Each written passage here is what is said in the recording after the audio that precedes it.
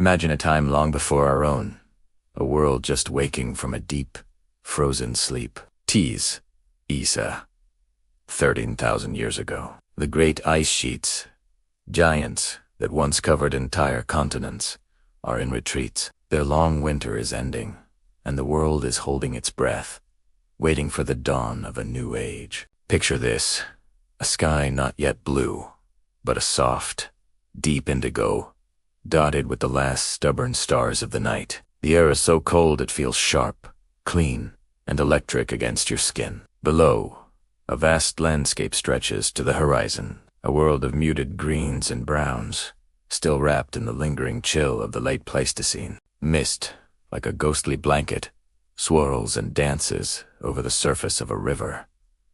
This isn't a gentle, meandering stream. It's a powerful torrent, born from the melting heart of a glacier far to the north. Its water is milky white, filled with fine rock flour, the ground-up bones of the mountains it has carved. The sound of the river is a constant, low rumbled-only sound in a world of profound stillness. This is a time of quiet before the stirrings of life begin. The air is heavy with anticipation. Soon, the first rays of sunlight will pierce the darkness, and the world will awaken. But for now, there is only the cold, the mist, and the silence. Look around. This isn't a forest as we know it today. It's a vast, open expanse known as the tundra steppe, or the mammoth steppe. Think of the plains of the Serengeti, but colder. Much colder. The ground is a mosaic of hardy grasses, sedges, and low-lying shrubs, tough plants that can survive the harsh winds and freezing temperatures. Here and there, clusters of spruce and fir trees stand like lonely sentinels. They are stunted and gnarled, their branches twisted by the relentless wind. They huddle together for warmth and protection, their dark green needles a stark contrast against the pale landscape. Beneath them, the ground is soft with a carpet of fallen needles and moss. This vast, open country is a paradise for grazers. These are the great grazing lands that supported some of the most magnificent creatures to have ever walked the earth. Though we can't see them yet, their presence is felt everywhere. The ground is crisscrossed with trails, wide paths beaten down by the passage of countless heavy feet. Patches of grass are cropped short, evidence of recent foraging. The very air seems to hum with the memory of giants. This is the world of the woolly mammoth, the steppe bison, the wild horse, and the majestic cave lion. It is a world of immense herds and formidable predators, a dynamic and vibrant ecosystem teeming with life. For now, they are hidden, resting in sheltered valleys or tucked away in dense thickets, waiting for the warmth of the sun. But they are not the only inhabitants of this ancient world. Look closer, near the riverbank, where a small outcrop of rock offers some shelter from the wind. There, nestled among the boulders, is a small, temporary camp. Wisps of smoke, thin and gray, rise from the dying embers of a fire pit. Animal hides are stretched out on wooden frames, and tools made of stone and bone lie scattered nearby. This is the home of the Clovis people. They're newcomers to this land, skilled hunters who have followed the great herds across the continent. They are masters of survival, intimately connected to the rhythms of this world. Their lives are dictated by the seasons, the movement of the animals, and the slow, inexorable thawing of the ice. Inside their shelters, simple structures made from animal skins draped over frames of mammoth bone or wood, they are still asleep.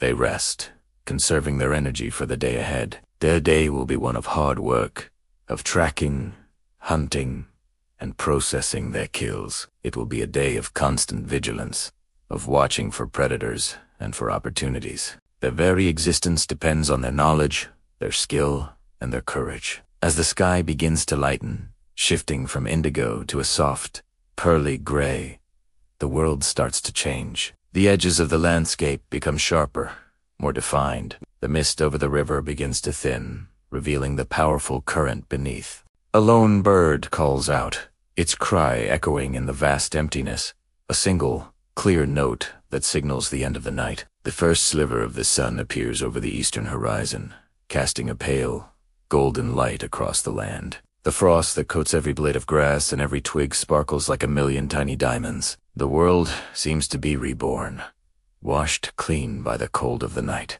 The shadows are long and dramatic, stretching from the sparse trees and the rocky outcrops. This is the moment of transition, the quiet before the sunrise. It's a moment filled with potential and promise.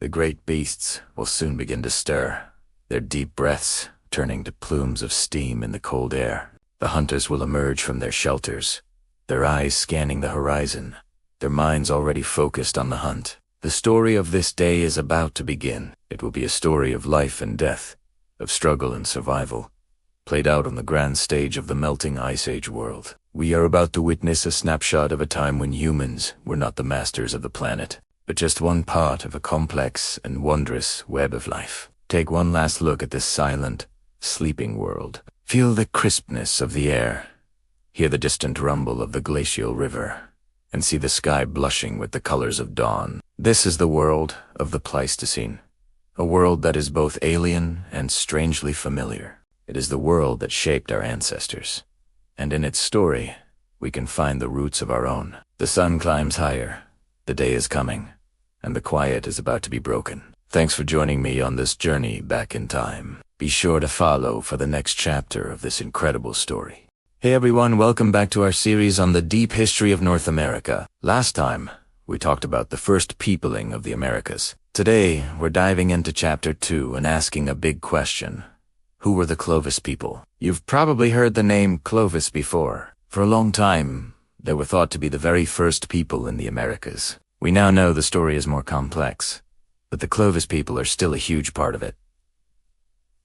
So what does Clovis actually mean? It all started back in the 1930s near the town of Clovis, New Mexico. Archaeologists found some very distinct stone spear points alongside the bones of an extinct species of mammoth. These weren't just any spear points. They were beautifully crafted, with a characteristic channel, or flute, running up from the base. This flute was a clever bit of engineering that made it easier to attach the point to a spear shaft. This unique style of tool became known as the Clovis point, and it's a signature artifact of what we call the Clovis culture. Now, this is a really important point to understand. When archaeologists talk about a culture like Clovis, they're not talking about a single, unified tribe or nation like we think of today. They do not mean a group of people who all spoke the same language or shared the same beliefs. Instead, an archaeological culture is a label we use for a pattern of technology and lifestyle that we see across a wide area. In this case, the Clovis culture refers to the people who made and used these specific fluted points,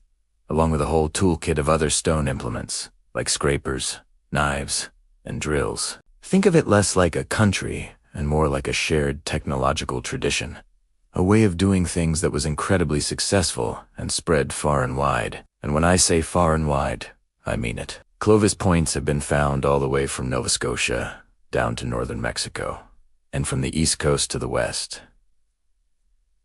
This is mind-boggling when you think about it. Around 13,000 years ago, this technology appeared and then spread across an entire continent in just a few hundred years. That's an incredibly rapid expansion.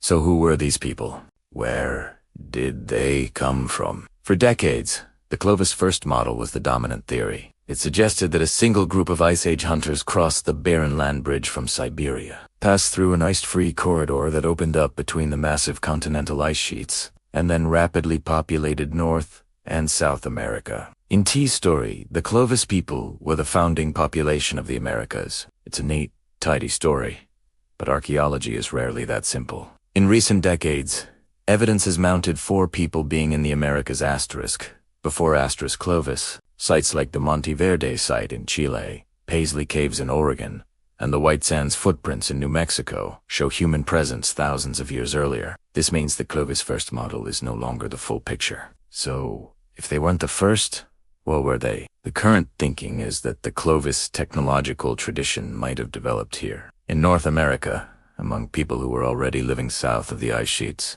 Perhaps a new invention, the brilliant fluted point, gave them a major advantage, especially for hunting the massive animals of the late Ice Age. We're talking about mammoths, mastodons, giant bison, and ground sloths. These were huge, dangerous animals, and having a reliable, deadly hunting weapon would have been a gift. The Clovis Point was like the killer app of the Pleistocene. It was so effective that the technology spread like wildfire, either through groups migrating and carrying it with them, or through different groups learning it from their neighbors. Imagine the scene. Small, mobile groups of hunter-gatherers, maybe 20 to 50 people in a family unit. They moved across the landscape, following herds of game and learning the patterns of the seasons. Their lives were intimately tied to the environment. They knew where to find the best stone for making tools, a type of flint or chert that would fracture predictably. Making a Clovis point wasn't easy. It took immense skill passed down through generations. A master flintenapper would take a chunk of high-quality stone and, using a combination of striking and pressure, carefully shape it. The final, daring step was creating that flute single, precise strike that could make or break the whole point. A successful flute was a mark of incredible craftsmanship. Because Clovis sites are so old, almost everything organic has rotted away. We're left mostly with stones and bones. But from these, we can piece together a picture of their lives. We know they hunted mammoths because we find their points among mammoth skeletons. At sites like the Colby site in Wyoming, we see evidence of meat caches where they stored parts of a mammoth kill for later use, maybe by freezing it in the cold ground. This shows planning and a deep understanding of their environment. But they weren't just big game specialists. Analysis of their tools and campsites shows they also hunted smaller animals like deer, turtles, and birds, and gathered plants. They were adaptable and opportunistic, taking advantage of whatever resources their local environment offered. This adaptability is key to understanding how they thrived across so many different landscapes, from forests to plains to deserts. One of the biggest mysteries surrounding the Clovis people is their disappearance, just as suddenly as it appeared. The Clovis style of tool vanishes from the archaeological record around 12,700 years ago. Why? What happened? There are a few leading theories. One is climate change. This period, known as the Younger Dryas, was a time of rapid and dramatic cooling. The climate became colder and drier very quickly. This would have completely transformed the landscape. Forests may have turned to grasslands. Water sources may have dried up, and the distribution of plants and animals would have shifted dramatically. The megafauna that the Clovis people often hunted, like mammoths and mastodons, went extinct around this time. So, one idea is that the Clovis way of life, which was so well suited to the late Ice Age world, just wasn't viable anymore. The people had to adapt or disappear. Another, more dramatic theory is the Younger Dryas. Impact hypotheses. This idea suggests that a comet or asteroid exploded over or hit North America, causing widespread fires, a nuclear winter effect that triggered the Younger Dryas cooling, and contributing to the megafauna extinction. There is some debated evidence for this, like a layer of carbon-rich sediment containing Nanodia mens that could only be formed by an extraterrestrial impact. If this happened, it would have been a catastrophe of unimaginable proportions for the people living here. But the end of the Clovis culture doesn't mean the end of the people. They didn't just vanish. Instead, they adapted. As the environment changed and the big game disappeared, people's hunting strategies and toolkits changed too. Across the continent, the uniform Clovis technology fragmented into a multitude of different regional styles. In the Great Plains, we see the rise of fulsome points, smaller fluted points used for hunting the now dominant bison. In the east, we see other new point styles emerge. The people themselves survived, but their way of life was transformed. Their descendants are the ancestors of the many diverse indigenous peoples of the Americas today. So, the Clovis people represent a fascinating and pivotal chapter in the story of North America. They were not the first people, but they were perhaps the first widespread, continent-spanning cultural phenomenon that we can see in the archaeological record. They were master craftsmen, skilled hunters, and incredibly adaptable people who thrived in a challenging Ice Age world. This story is a powerful reminder of how quickly human cultures can spread and change, and how deeply our lives are intertwined with the environment. What we see in those beautiful, fluted stones is more than just a tool. It's a connection to a deep and dynamic past, a world of mammoths and ice sheets, and a testament to the resilience and ingenuity of the human spirit. Thanks for watching. In our next chapter, we'll explore what happened after Clovis, and look at the incredible diversity of cultures that blossomed across the continent in a changed world. Don't forget to like and subscribe so you don't miss it. See you next time. As the sun climbs higher, it burns away the last of the morning mist, and the full extent of this ancient world comes into view. Welcome back to our journey into the past.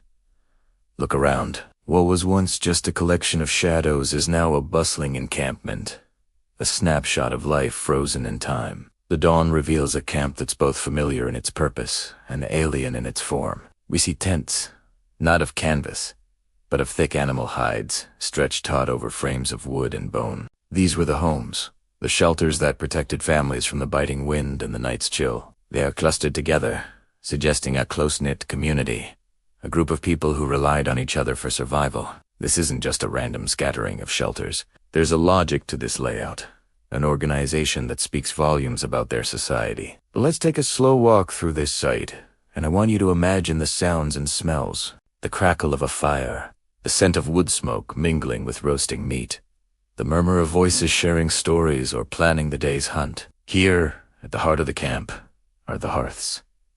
These aren't just fireplaces. They were the social centers, the kitchens, the gathering spots. See the circle of stones, blackened by countless fires. This was where warmth was shared, food was cooked, and bonds were forged. Archaeologists find these hearths as concentrations of charcoal, fire-cracked rocks, and ash. By analyzing the soil and the materials within, they can tell us what was being cooked and even what kind of wood was used for fuel. It's like reading a recipe book written in ash and stone. Now, let's move over to this area here. Notice the scatter of sharp-edged stones on the ground. This was a knapping station, a workshop for creating the essential tools of the Stone Age. This is where a skilled artisan would sit, perhaps for hours, striking a core of flint or churd with a hammer. Each strike was precise, intentional, flaking off razor-sharp pieces that would become spear points, scrapers, or knives. The ground is littered with the debris of this process, the tiny chips and flakes known as debit. For an archaeologist, this debitage is a treasure map. By carefully plotting the location of each tiny piece, they can reconstruct the exact spot where the toolmaker sat and the sequence of their actions. It's a puzzle made of stone, and every piece tells part of the story. Look closer at the tools themselves. Some are finely pointed, destined for the tip of a spear to bring down large game. Others have a broad, flat edge, perfect for scraping hides. This specialization shows a deep understanding of their environment and the materials at their disposal. They weren't just making rocks sharp. They were engineering solutions to the challenges of daily life. The presence of different types of stone might also indicate trade networks or long-distance travel, as groups moved to find the best raw materials. This small patch of ground is a testament to human ingenuity and our species' incredible ability to adapt and innovate with the resources at hand. Let's step over to the edge of the clearing, near one of the hide tents. See this large, flat stone with a worn, smooth surface. And next to it, a collection of bone awls and stone scrapers. This was an animal hide working area. After a successful hunt, the hides were brought here to be processed. It was a laborious, multi-step task. First, the hide would be scraped clean of flesh and fat using stone scrapers. You can imagine the rhythmic scraping sound echoing through the camp. Then, it would be stretched out on the ground or on a frame to dry, held in place by pegs. The presence of post holes in the ground often gives this away. To make the hides soft and pliable for clothing or shelter, it would be treated with substances like animal brains or smoked over a fire, and then worked by hand for hours. Devonos sharpened to a fine point were used to punch holes for sewing pieces of hide together with sinew thread. This was skilled, essential work, turning a raw byproduct of the hunt into life-sustaining clothing and shelter. Now, let's turn our attention to these pits dug into the earth. They might not look like much now, just shallow depressions in the ground. But these were vital for survival. Some of these were food storage pits, acting as natural refrigerators. In a world without freezers, storing food was a major challenge. A surplus from a large kill, like a mammoth or a bison, had to be preserved. Meat could be dried and then stored in these pits, lined with stone slabs or clay to protect it from scavengers and moisture. Other pits might have been used for cooking, a sort of prehistoric oven where hot rocks were placed with wrapped food and buried to cook slowly. Archaeologists can identify these features by the different soil coloration. The presence of food remains like bones or carbonized seeds, and their proximity to hearths and living areas. Each pit is a clue to their diet and their strategies for managing resources. So how do we know all this? How can we reconstruct the lives of people who left no written records? It comes down to two key things: meticulous excavation and a clever technique called ethnographic analogy. When archaeologists excavate a site like this, they don't just dig. They create a grid system, and every single artifact, every bone fragment, every discolored patch of soil is mapped, photographed, and recorded in its precise location.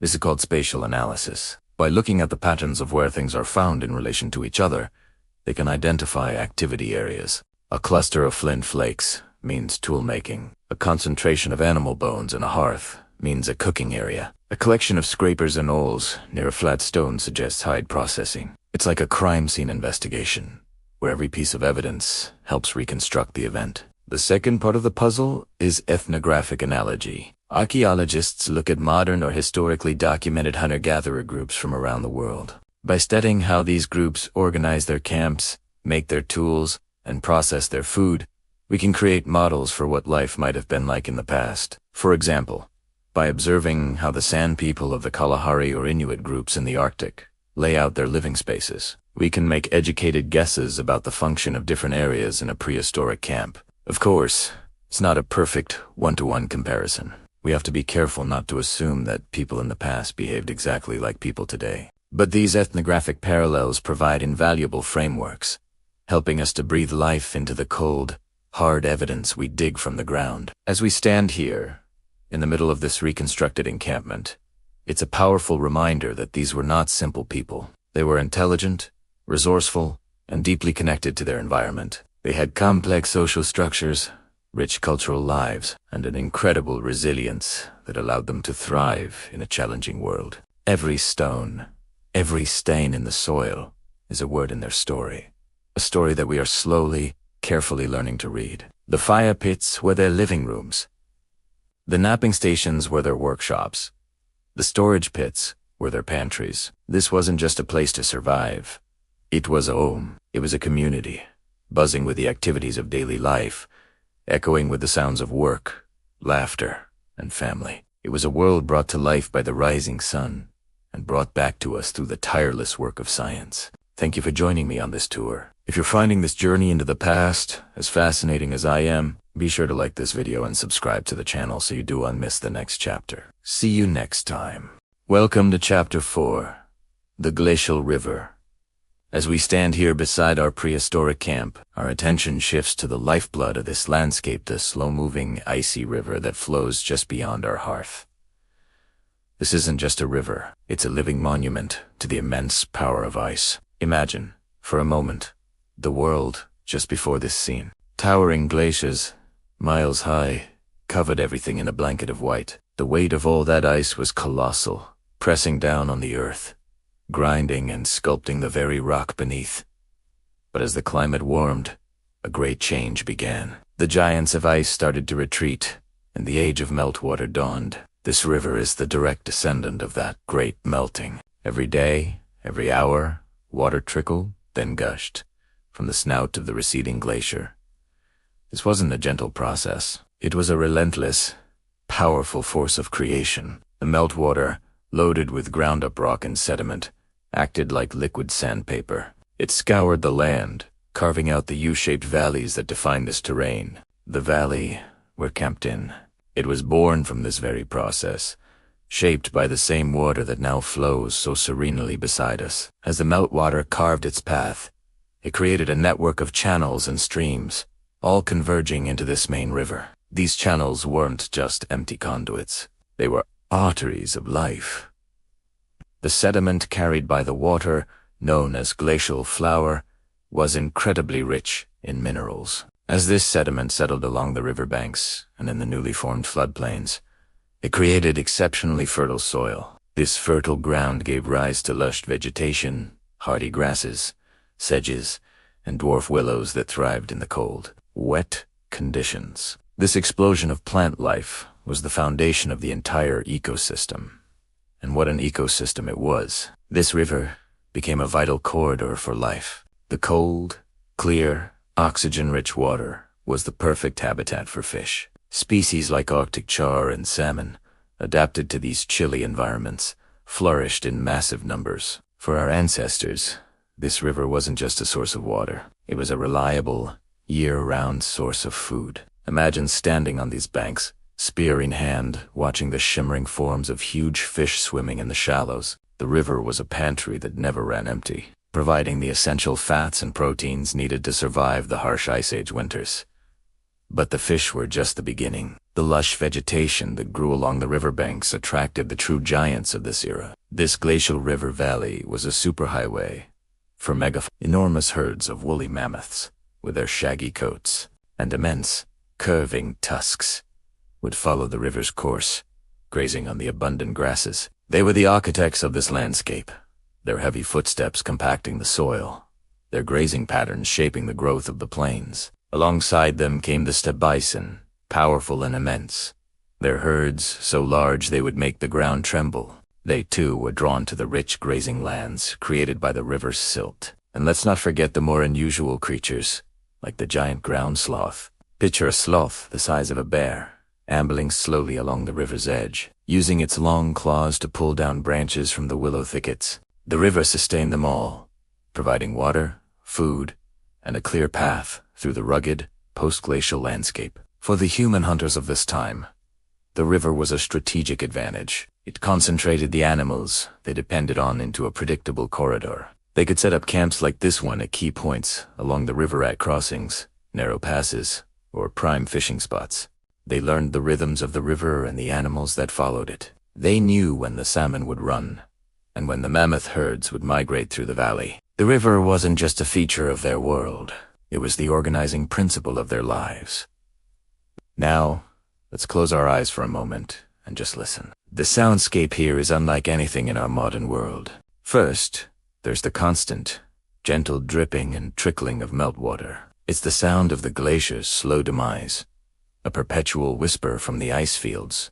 Higher up the valley, it seeps from the soil, drips from icy overhangs, and runs in countless tiny rivulets, all making their way to the main channel. Beneath that you can hear a deeper, more profound sound, the groaning and cracking of the ice itself. Even though the main glacier has retreated, massive chunks of ice remain, stranded in the valley. As they melt and shift under the sun, they emit deep resonant groans and sharp, percussive cracks. It's an unnerving, powerful sound, a reminder of the immense forces at play. It sounds as if the earth itself is groaning under the strain.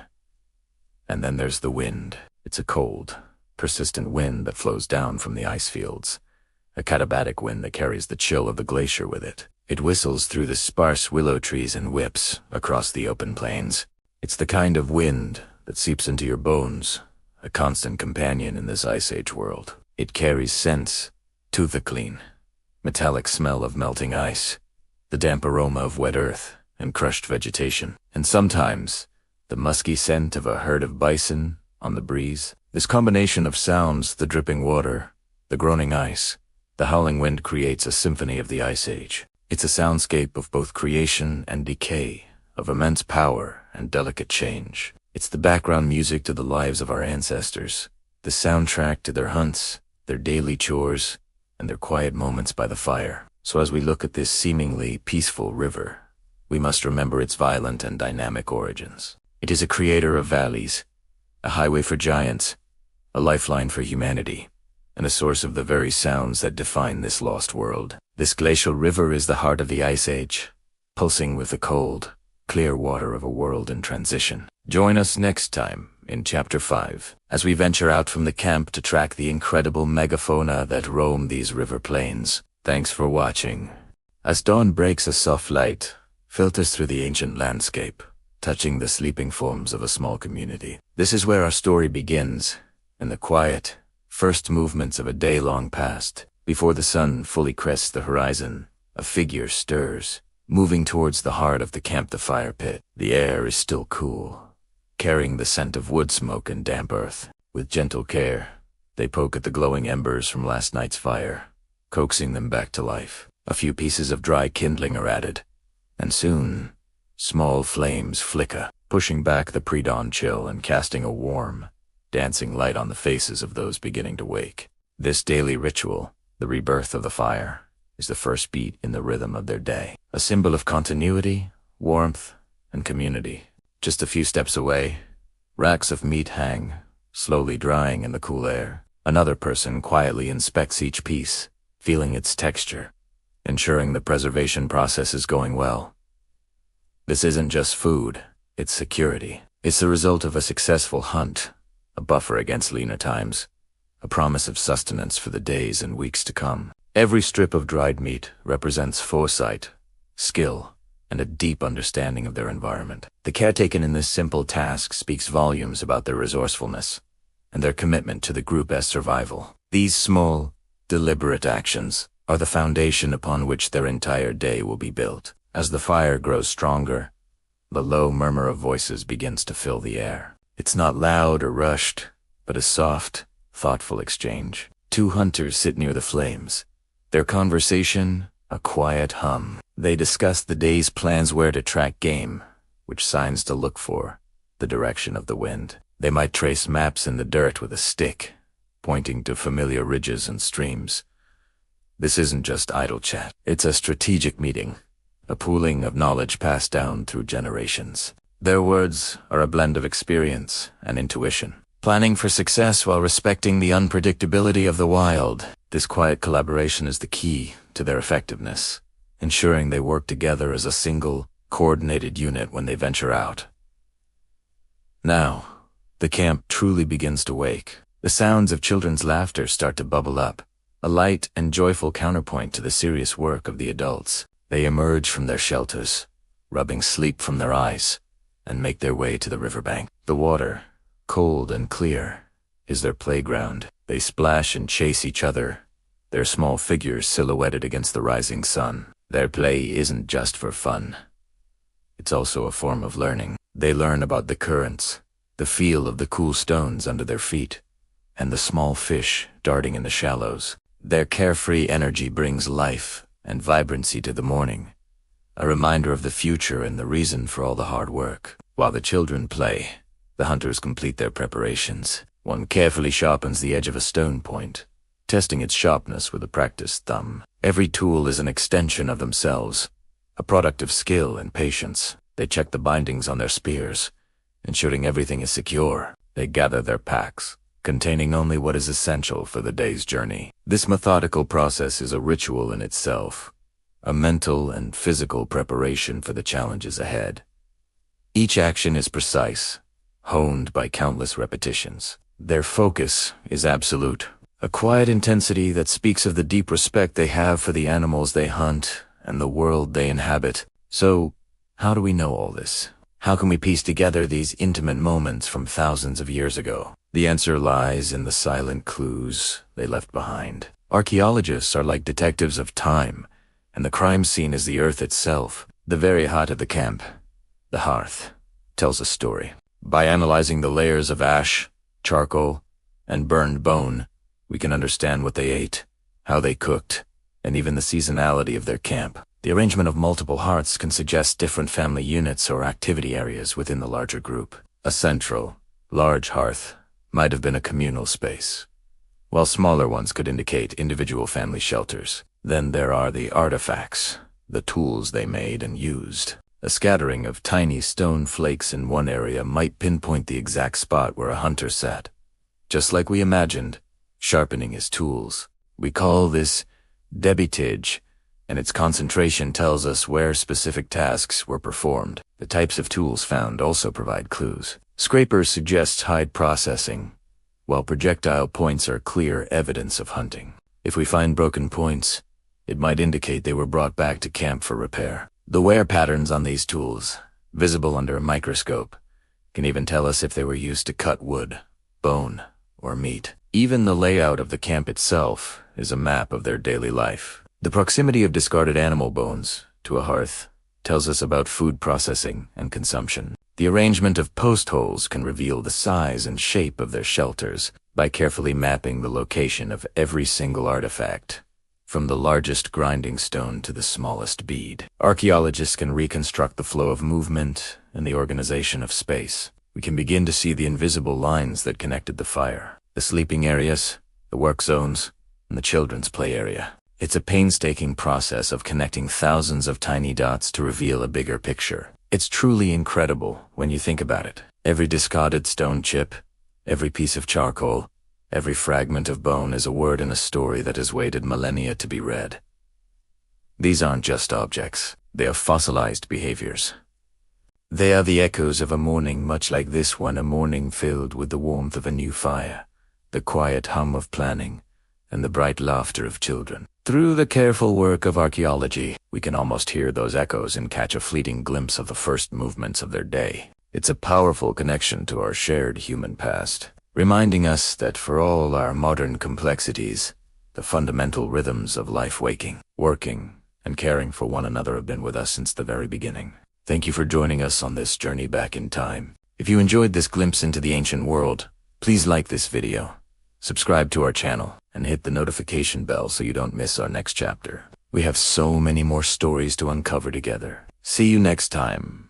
Welcome back to our journey into the Ice Age Americas. In our last chapter, we explored the world of the Clovis people, the vast landscapes they roamed, and the megafauna they hunted. Today, we're diving deep into the heart of their culture, into the very technology that made their survival possible. The iconic Clovis Point.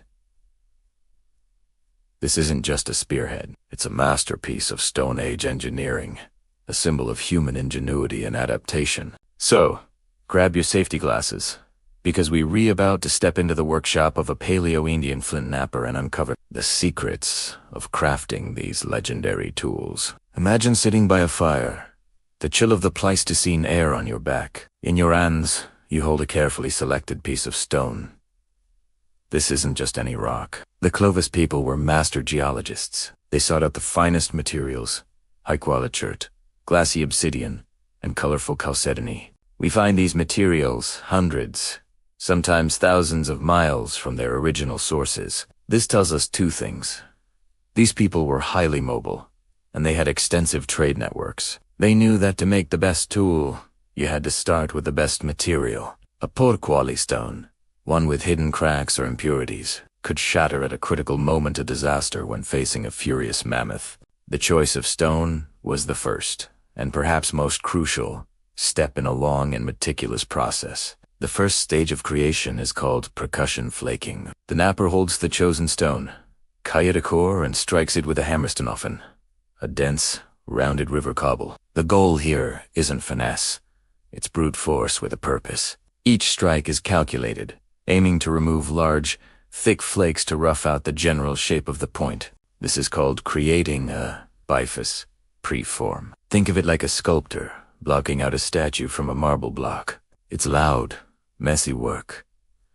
Chips of stone, called abitage, fly everywhere. The ground around a knapping site is littered with these sharp-edged byproducts, a clear footprint of ancient activity. The knapper turns the stone over and over, striking from different angles, thinning it down, and establishing a basic leaf-like shape with a pointed tip and a base. This initial shaping requires incredible hand-eye coordination and a deep understanding of how force travels through stone. One wrong hit, and the entire piece could break in half, wasting precious material and hours of effort. Once the rough preform is complete, the process shifts from power to precision. The hammerstone is set aside, and a new tool is picked up.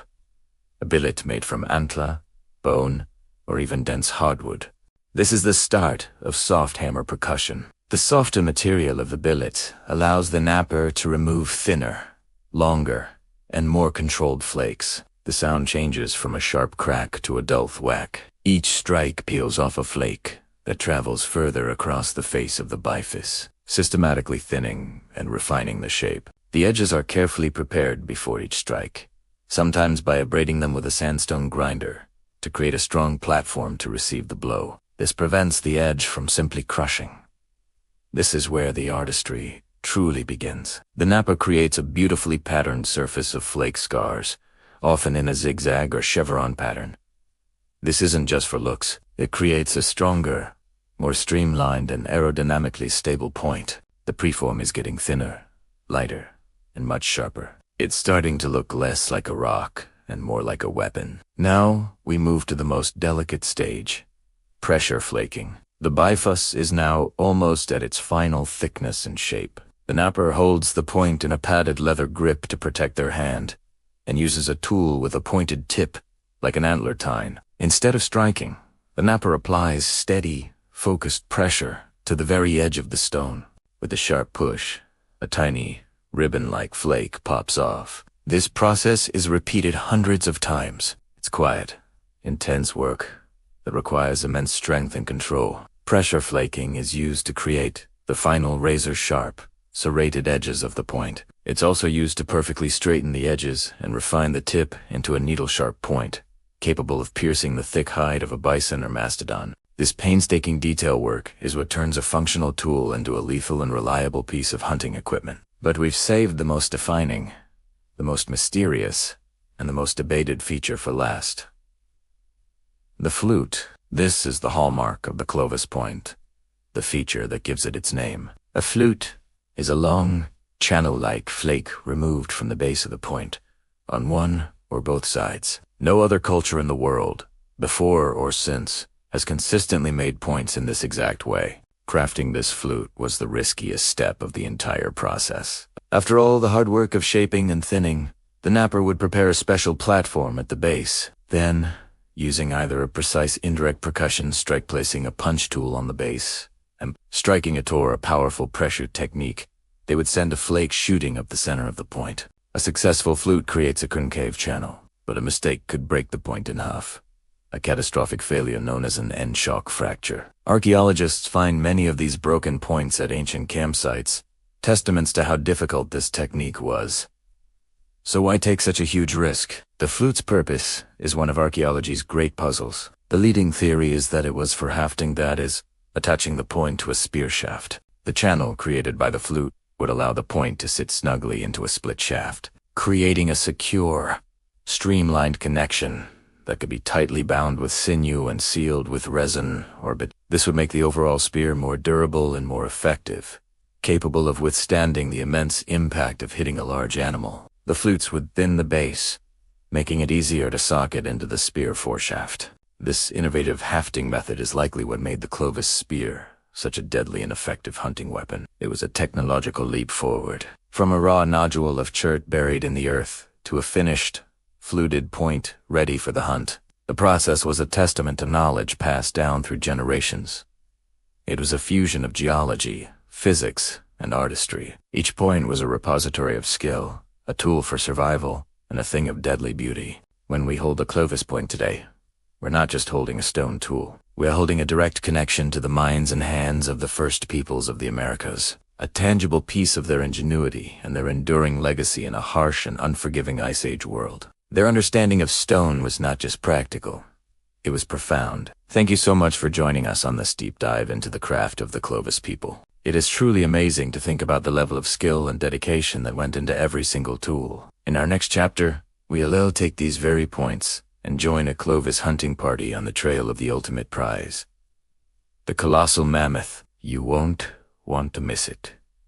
If you enjoyed this video and learned something new, please hit that like button, subscribe to the channel, and ring the bell so you don't miss our next adventure into the past. We'll see you next time.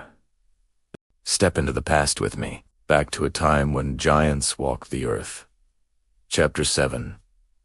The landscape's ancient giants. Imagine a world sculpted by ice. A vast, sprawling landscape where the air is crisp and the silence is broken only by the crunch of frost underfoot, or the distant call of a truly massive creature. This was the world of the megafauna, the colossal animals that thrived during the Pleistocene. Let's start with the most iconic of them all, the mammoths. Picture a creature far grander than any modern elephant. The Columbian mammoth, a resident of these ancient lands, could stand over 13 feet tall at the shoulder, its enormous, curving tusks, sometimes stretching 16 feet long. These weren't just for show. They were essential tools, used to sweep away snow, to uncover grasses and sedges, to defend against predators, and to fight for mates. Their thick, shaggy coats, often depicted in popular culture, were characteristic of their woolly mammoth cousins who lived in colder, more northern regions. Here, the Colombian mammoth had a less dense coat, better suited to the slightly more temperate, yet still cool, environment. They were bulk feeders, their massive, ridged teeth perfect for grinding down tough vegetation. They moved in herds, shaping the very environment they lived in, their heavy footfalls compacting the soil, and their grazing habits maintaining vast grasslands. Living alongside them were their relatives, the mastodons. Though often confused with mammoths, mastodons were a distinct lineage. They were generally shorter and stockier, with straighter, less curved tusks. The biggest difference, however, was in their diet, which we can tell from their teeth. While mammoths had flat, ridged molars for grazing on grasses, mastodons had cone-shaped cusps on their teeth, perfectly designed for browsing. They were forest dwellers, munching on leaves, twigs, and even small branches. Think of them as the browsers of the Ice Age, preferring woodlands and marshes to the open steppe favored by mammoths. This dietary difference meant they weren't direct competitors, allowing both giants to coexist in the same sprawling territory, each occupying their own ecological niche. But the giants weren't all elephant-like. Can you believe that camels and horses, animals we now associate with the deserts of the Old World and the plains of the American West, were native to North America? The ancient camel, Camelops, was larger than its modern-day relatives and had longer limbs. It roamed the open plains and shrublands, a testament to the continent's diverse past. Similarly, several species of ancient horses galloped across these landscapes. These weren't the ancestors of the modern domesticated horse, which was reintroduced by Europeans, but a native lineage that had evolved here over millions of years. They were a crucial part of the food web, a primary prey source for the formidable predators of the era. Their presence highlights a world testicularly different from our own, the lost American Serengeti. And where there is prey, there are always predators. The Ice Age was home to some of the most fearsome carnivores to have ever lived. The direwolf, for instance, was not just a larger version of today's gray wolf. It was heavier, more robust, with a more powerful bite force designed to crush bone. They likely hunted in large packs, their social structure allowing them to take down prey much larger than themselves, including young mammoths, bison, and the horse. Their remains are found in abundance, suggesting they were a dominant predator of their time, a powerful force shaping the lives of the herbivores. Then there was the saber-toothed cat, Smilodon Photolis. This wasn't a tiger, but a different branch of the cat family entirely. Its most famous feature, of course, was its incredible 8-inch long canine teeth. These weren't for slicing, but for stabbing. Smilodon was an ambush predator, using its powerful, stocky build to wrestle large, slow-moving prey to the ground. Once subdued, it would deliver a precise, fatal bite to the throat, severing major blood vessels. It was a specialist, perfectly adapted to hunting the thick-skinned megafauna of the period. Its very existence was tied to the presence of these giant herbivores. So, why were these animals so large? Megafauna were incredibly well suited to Ice Age climates. A larger body size has a great advantage in the cold. Thanks to a lower surface area to volume ratio, large animals lose body heat more slowly than smaller ones, a principle known as Bergmann's rule. Their sheer bulk was a form of natural insulation. Furthermore, their size allowed them to store more fat reserves, helping them survive a long, harsh winter or a period when food was scarce. It also made them less vulnerable to predation. A fully grown mammoth, for example, had little to fear from most predators. This incredible ecosystem, however, was not to last forever. Into this world of giants stepped a new and highly intelligent predator. Humans, the people of the Clovis culture, named for the distinctive spear points they crafted, arrived on the scene around 13,000 years ago. They were master hunters, and the megafauna represented a significant source of food and materials. A single mammoth kill could feed a group for weeks, its hide providing shelter and clothing, and its bones and tusks for crafting tools and art. Clovis hunters were strategic. They didn't just randomly chase down these massive beasts. Archaeological evidence suggests they targeted specific species and individuals. Mammoths being relatively slow and moving in predictable herd patterns, were a prime target. Hunters might have used the landscape to their advantage, driving animals into bogs, narrow ravines, or off cliffs, where they could be more easily dispatched. They may have focused on younger, older, or isolated individuals, separating them from the protection of the herd. The Clovis point itself, a fluted razor-sharp spearhead, was a technological marvel, capable of inflicting deep, lethal wounds. Hunting these animals was a high-risk, high-reward endeavor that required immense cooperation, courage, and a deep understanding of animal behavior. The arrival of Clovis hunters coincided with a period of rapid climate change at the end of the last ice age. As the glaciers retreated and temperatures warmed, the habitats these giants depended on began to change dramatically. Grasslands gave way to forests, and the food sources of grazers like mammoths and horses dwindled. The combination of this climate-driven habitat loss and the new pressure from highly efficient human hunters proved to be a fatal one-two punch for many megafauna species.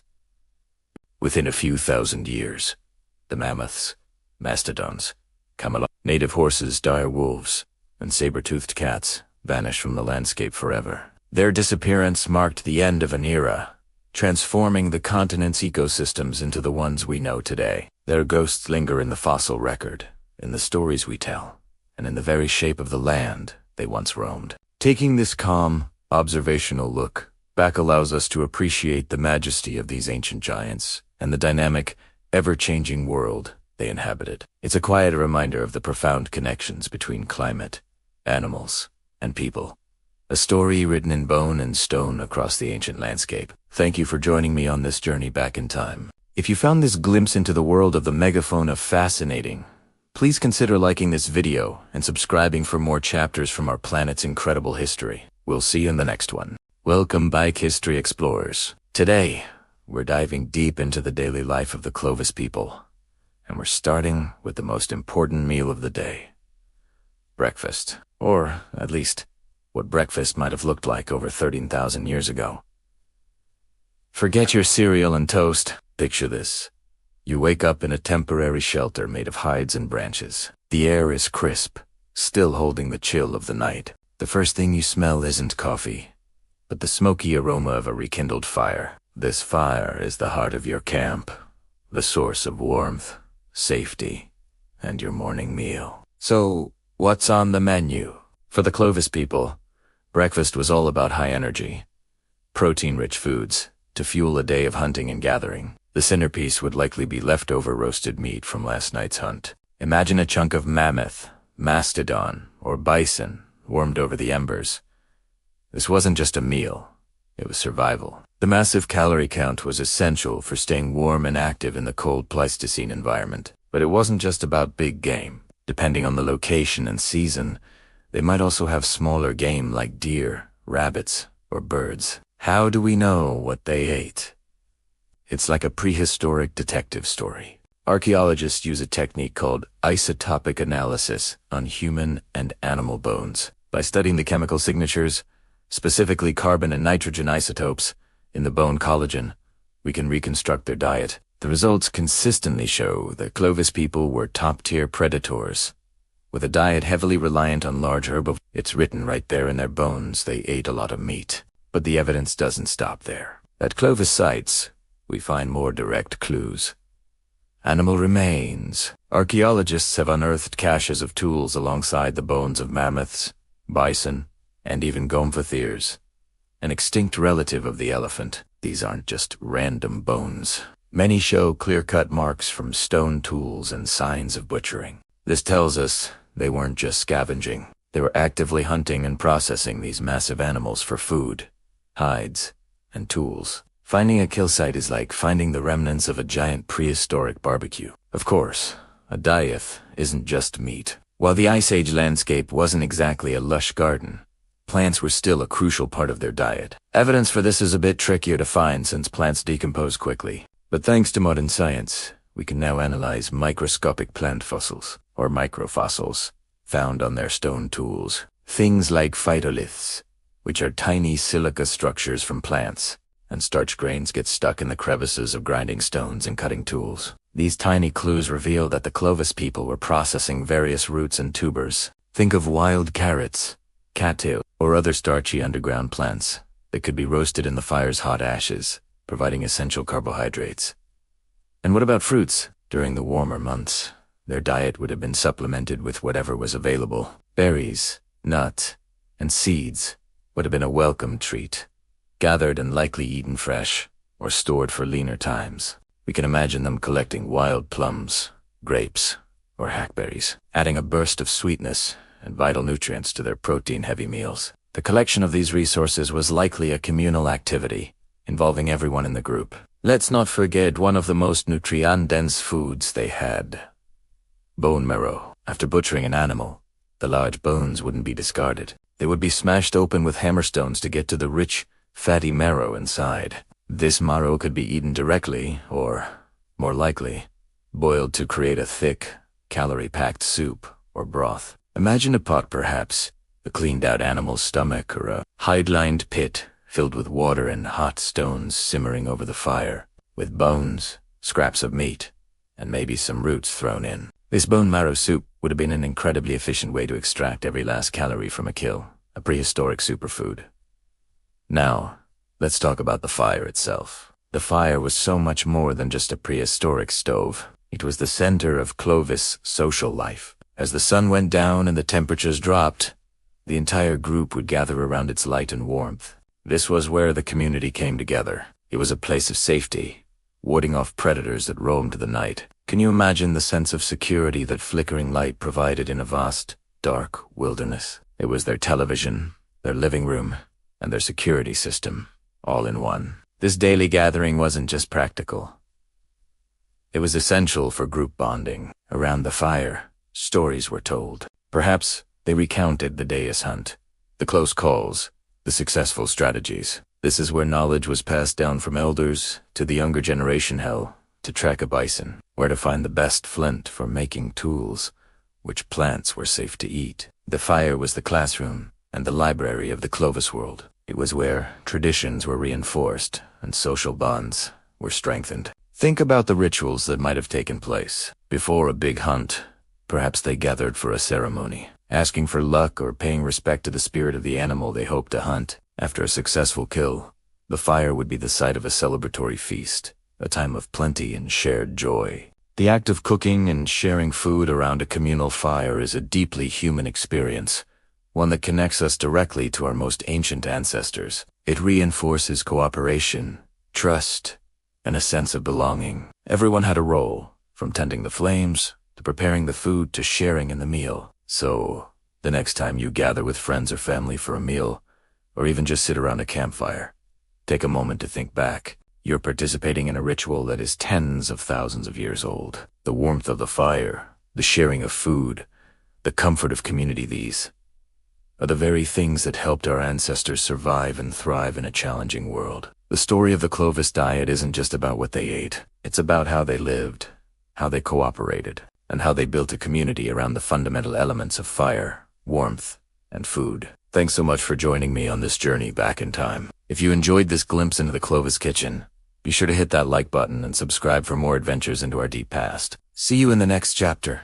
Hello everyone, and welcome back to our deep dive into the lives of our ancient ancestors. Today, we're re-exploring a topic that is often overlooked in the grand narrative of human history: childhood. What was it like to grow up tens of thousands of years ago? How did children learn, play, and become part of their community? Let's journey back to Chapter 9 and meet the children of the encampment. Imagine a bustling camp filled with the sounds of daily life. Adults are knapping flint, preparing hides, and planning the next hunt. And weaving through it all are the children, not just passively observing, but actively participating in their own miniature world. This is the heart of how they learned: through imitation. Education wasn't a formal process in a classroom. It was a hands-on, learn-by-doing experience that started from the moment they could walk and watch. You'd see toddlers picking up small stones, mimicking the rhythmic, chipping motions of their parents, making tools. They weren't just playing randomly.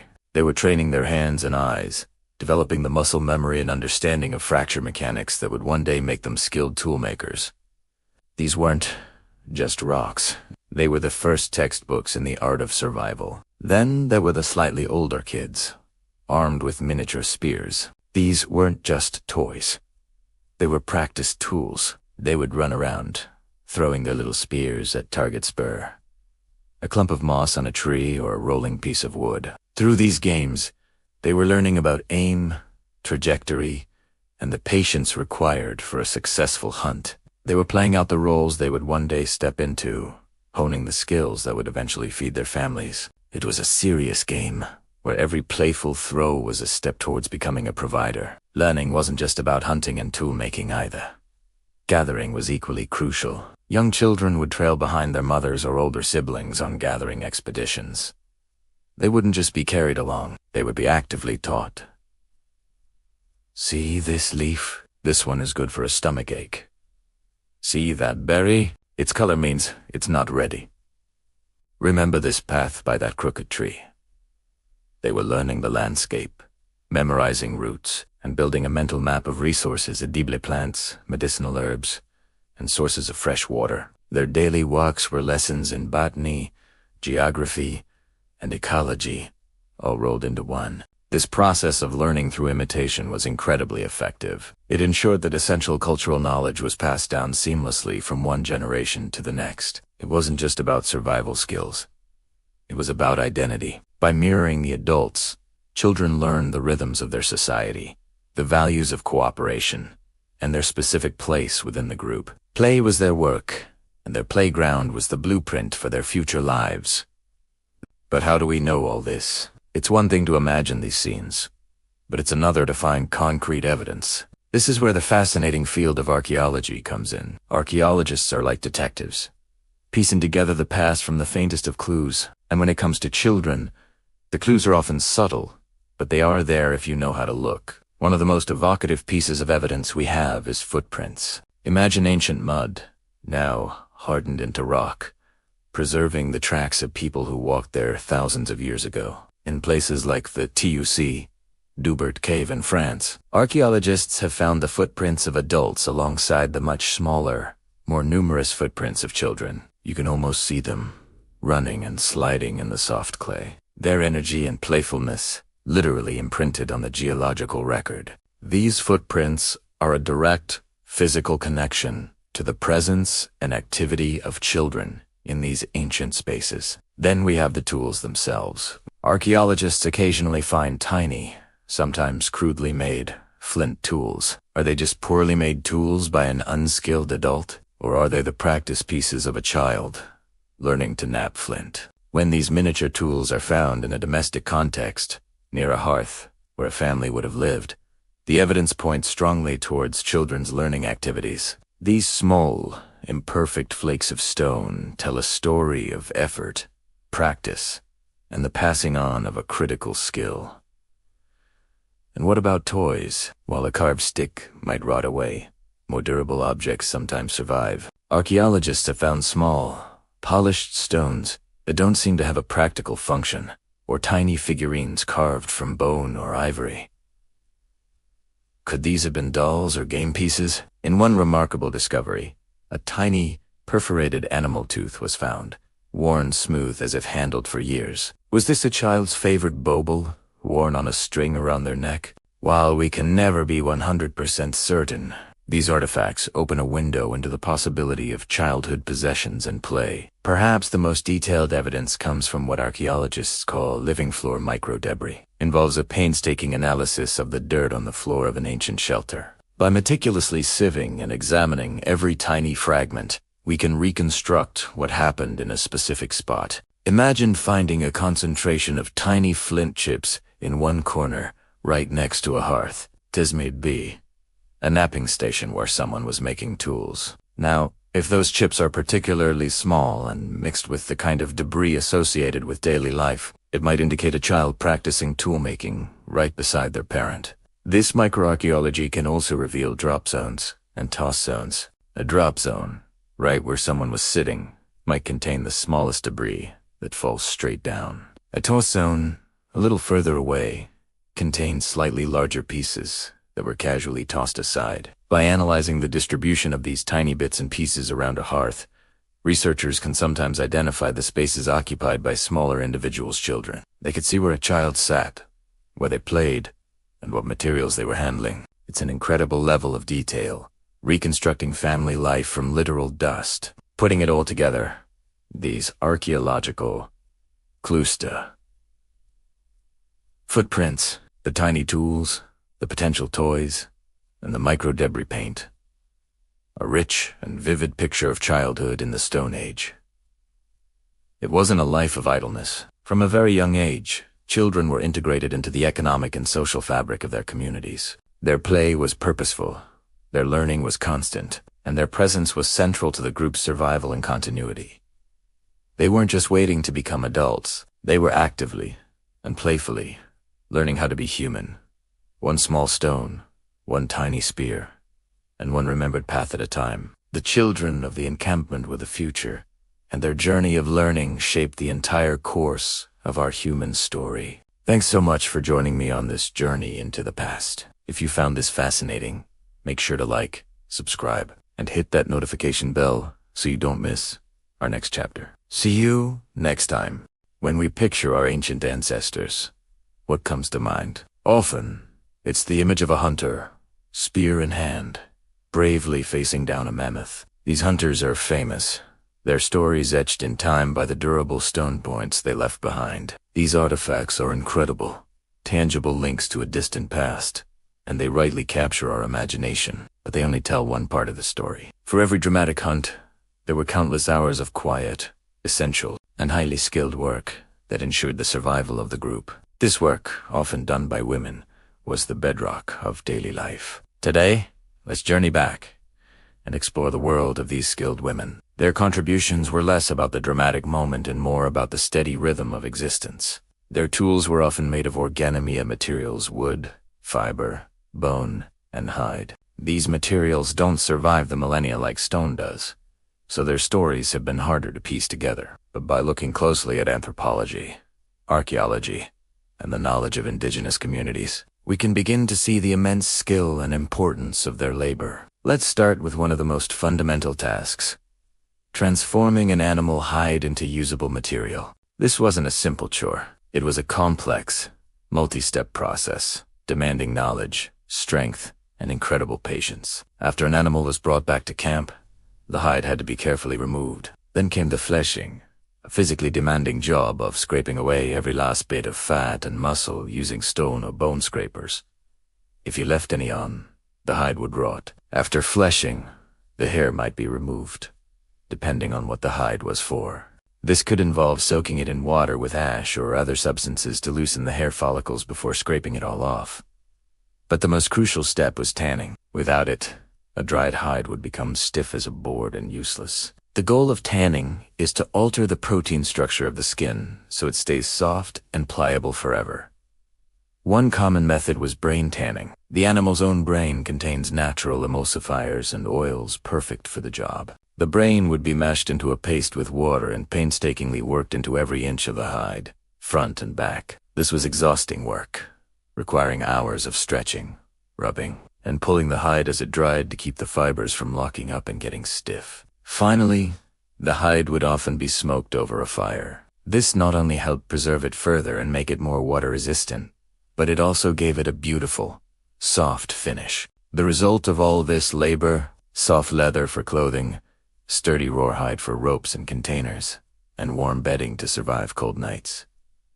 This wasn't just a craft, it was a form of chemistry and engineering, passed down through generations. Now, let's think about another essential skill: creating textiles. Long before woven cloth, people were experts at making things from fiber. This meant knowing which plants had the strongest, most flexible fibers like nettle, milkweed, or the inner bark of certain trees. These fibers had to be gathered at the right time of year and then processed, which often involves soaking, pounding, and stripping them down to fine threads. Once you had your thread, you could create an astonishing variety of things. One of the most important was the net. A skilled net maker could weave everything from fine machete nets for catching small fish and birds to massive, strong nets capable of trapping large game like deer. Imagine a group working together, stringing a huge net between trees to drive animals into it. This method could be far more reliable and yield more food than a single hunter with a spear. Net making required a deep understanding of knots, geometry, and tension. The same skills were used to create bags and baskets for gathering. A strong, flexible bag was a revolutionary piece of technology. It freed up your hands and allowed you to carry far more food, tools, or supplies than you could with your arms alone. This simple invention dramatically increased the amount of resources a person could gather and transport, making life more secure. And gathering itself was a science. It's easy to dismiss it as just picking berries, but it was a deeply intellectual pursuit. A gatherer had to be a walking encyclopedia of botany. They needed to know hundreds of different plants. Which ones are edible?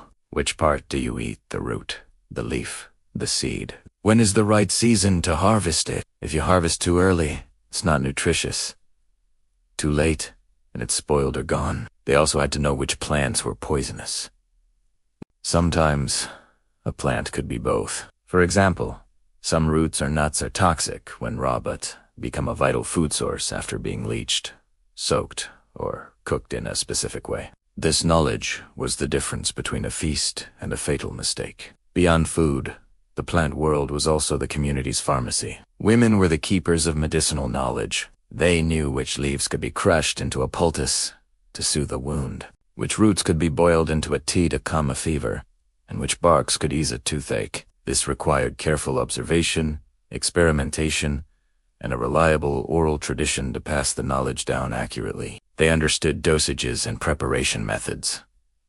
This wasn't guesswork. It was a form of ancient pharmacology that kept people healthy and treated injuries and illnesses. The health of the entire group depended on their expertise. Finally, we can't overlook one of the most physically and emotionally demanding tasks: carrying infants. In a mobile, foraging society, babies and young children couldn't just be left at home. They had to be carried, often 4 miles a day, while their mothers gathered food, processed materials, and did all the other work necessary for survival. This led to the development of baby carriers, or slings, likely made from those soft, brain-tanned hides or woven fibers. A well-designed sling distributed the baby's weight, kept the child safe and comfortable, and allowed the mother to have her hands free to work. This constant physical closeness was also crucial for bonding and security. It was a physically demanding, round-the-clock job that ensured the next generation would survive and thrive. So when we look back, let's remember the whole picture. The dramatic hunt was vital, but it was supported and made possible by the constant, skillful, and less visible labor of women. Their work in tanning hides, weaving nets, gathering food and medicine, and nurturing children formed the very fabric of prehistoric life. Their knowledge was scientific, their skills were technical, and their labor was relentless. The stone point tells a story of a moment, but the soft leather, the woven bag, and the knowledge of the landscape tell the story of survival itself. They remind us that human ingenuity has always come in many forms, and that the quiet, steady work of daily life is just as heroic as any great hunt. Thanks for joining me on this journey into the past. If you enjoyed this, please like, subscribe, and hit the bell to be notified of our next chapter. See you next time. The sun hangs low in the sky, a pale disk in a vast expanse of white. It offers little warmth, but its light is everything. From the shelter of the camp, a small group of hunters emerges, their forms wrapped in thick furs, their breath pluming in the frigid air. The world is a canvas of snow and ice, a seemingly empty landscape. But to their trained eyes, it's a book filled with stories. This is the world of the Ice Age hunt, a realm of patience, knowledge, and incredible skill. Today, we're stepping back in time, walking in the footsteps of our ancestors as they embarked on the most critical task for their survival. Hunting, forget the dramatic high-speed chases you see in movies. The reality was often a slow, methodical game of wits played out over days, even weeks. It all began with a single footprint. Imagine the soft crunch of snow underfoot, the only sound in the profound silence of the steppe. The lead hunter kneels, his gloved fingers brushing away loose powder. He's not just looking at a track. He's reading it. Is it fresh? The edges are sharp, not yet rounded by the wind. What animal made it? The size and shape suggest a reindeer, maybe a large male. How long ago did it pass? The depth of the print tells him about the animal's weight, and the way the snow is compacted speaks to its speed. Was it walking calmly or running in fear? These weren't just guesses. This was a science passed down through generations, a deep literacy of the natural world. Every broken twig, every patch of disturbed soil, every tuft of hair caught on a thorny bush was a clue. The hunters would have been masters of what we call tracking. They could determine the age, sex, and condition of an animal just by its signs. A slightly dragging hoof might indicate an older or injured individual, making it a more viable target. The spacing of the tracks could tell them if the herd was grazing peacefully or on the move. The landscape itself was a map.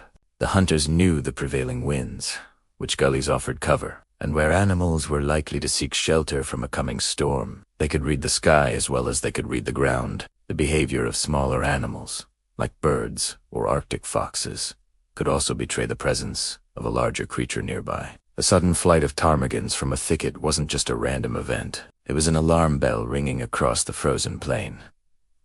Once a promising trail was found, the real work began. This wasn't a sprint. It was a marathon of endurance. The hunters would follow, sometimes for immense distances, conserving their energy, moving with a steady, ground-eating pace. Their bodies were adapted to this world, efficient machines for locomotion in the cold. They carried only what was essential: their weapons, some tools for butchering, and perhaps a small supply of dried meat or fat for sustenance. What kind of strategies did they use? Archaeological evidence from kill sites, combined with ethnographic studies of modern hunter-gatherer groups, gives us some fascinating insights. One of the most effective techniques was the persistence hunt. While humans can't outrun a horse or a bison in a short sprint, we are uniquely brilliant at long-distance running. Our ability to sweat and cool our bodies down gives us an incredible advantage over fur-covered animals that can easily overheat. On a warmer day, even in the Ice Age, hunters could potentially run an animal to the point of exhaustion. But in the biting cold of the glacial maximum, other strategies were more likely. Ambush was key. By understanding animal behavior, hunters could predict where a herd of bison or wild horses would move. They might set up a trap at a natural bottleneck, like a narrow ravine or a river crossing. Evidence from sites like Lekati Staberlade in Jersey shows that Neanderthals drove mammoths and woolly rhinos off cliffs. This was a high-risk, high-reward strategy that required immense coordination and a deep understanding of the local geography. A group of hunters would work together to create a panic, using fire, noise, and their very presence to steer the massive beasts toward a deadly drop. Another clever strategy was the seasonal interception. Animals like reindeer have predictable migration routes. They follow year after year. Ice Age hunters knew these routes intimately. They wouldn't just wander the tundra hoping to get lucky. Instead, they would position themselves at key points along these ancient highways, waiting for the herds to come to them. This required planning, patience, and a calendar based not on dates, but on the subtle shifts of the seasons, the changing angle of the sun, the first thaw, the arrival of migratory birds. The weapons they used were a testament to their ingenuity. The iconic image is of a hunter with a spear, and that's certainly accurate. Heavy thrusting spears were used for close quarters combat with large, dangerous animals, a truly terrifying prospect. But they also developed projectile technology. The spear thrower, or atlatl, was a revolutionary invention. It acted as an extension of the hunter's arm, allowing them to hurl a light spear, or dart, with far greater speed, distance, and force than by hand alone. This was a game. It meant they could strike from a safer distance, reducing the risk of being gored or trampled. We find beautifully crafted atlats, made from bone, antler, or ivory, sometimes carved with exquisite animal figures. These weren't just tools. They were works of art, imbued with spiritual significance. The hunt was a communal effort. While a small party might track the animal, the entire group was involved. Success meant food, hides for clothing and shelter, bone for tools and needles, and sinew for thread. Failure meant hunger and hardship. The pressure must have been immense.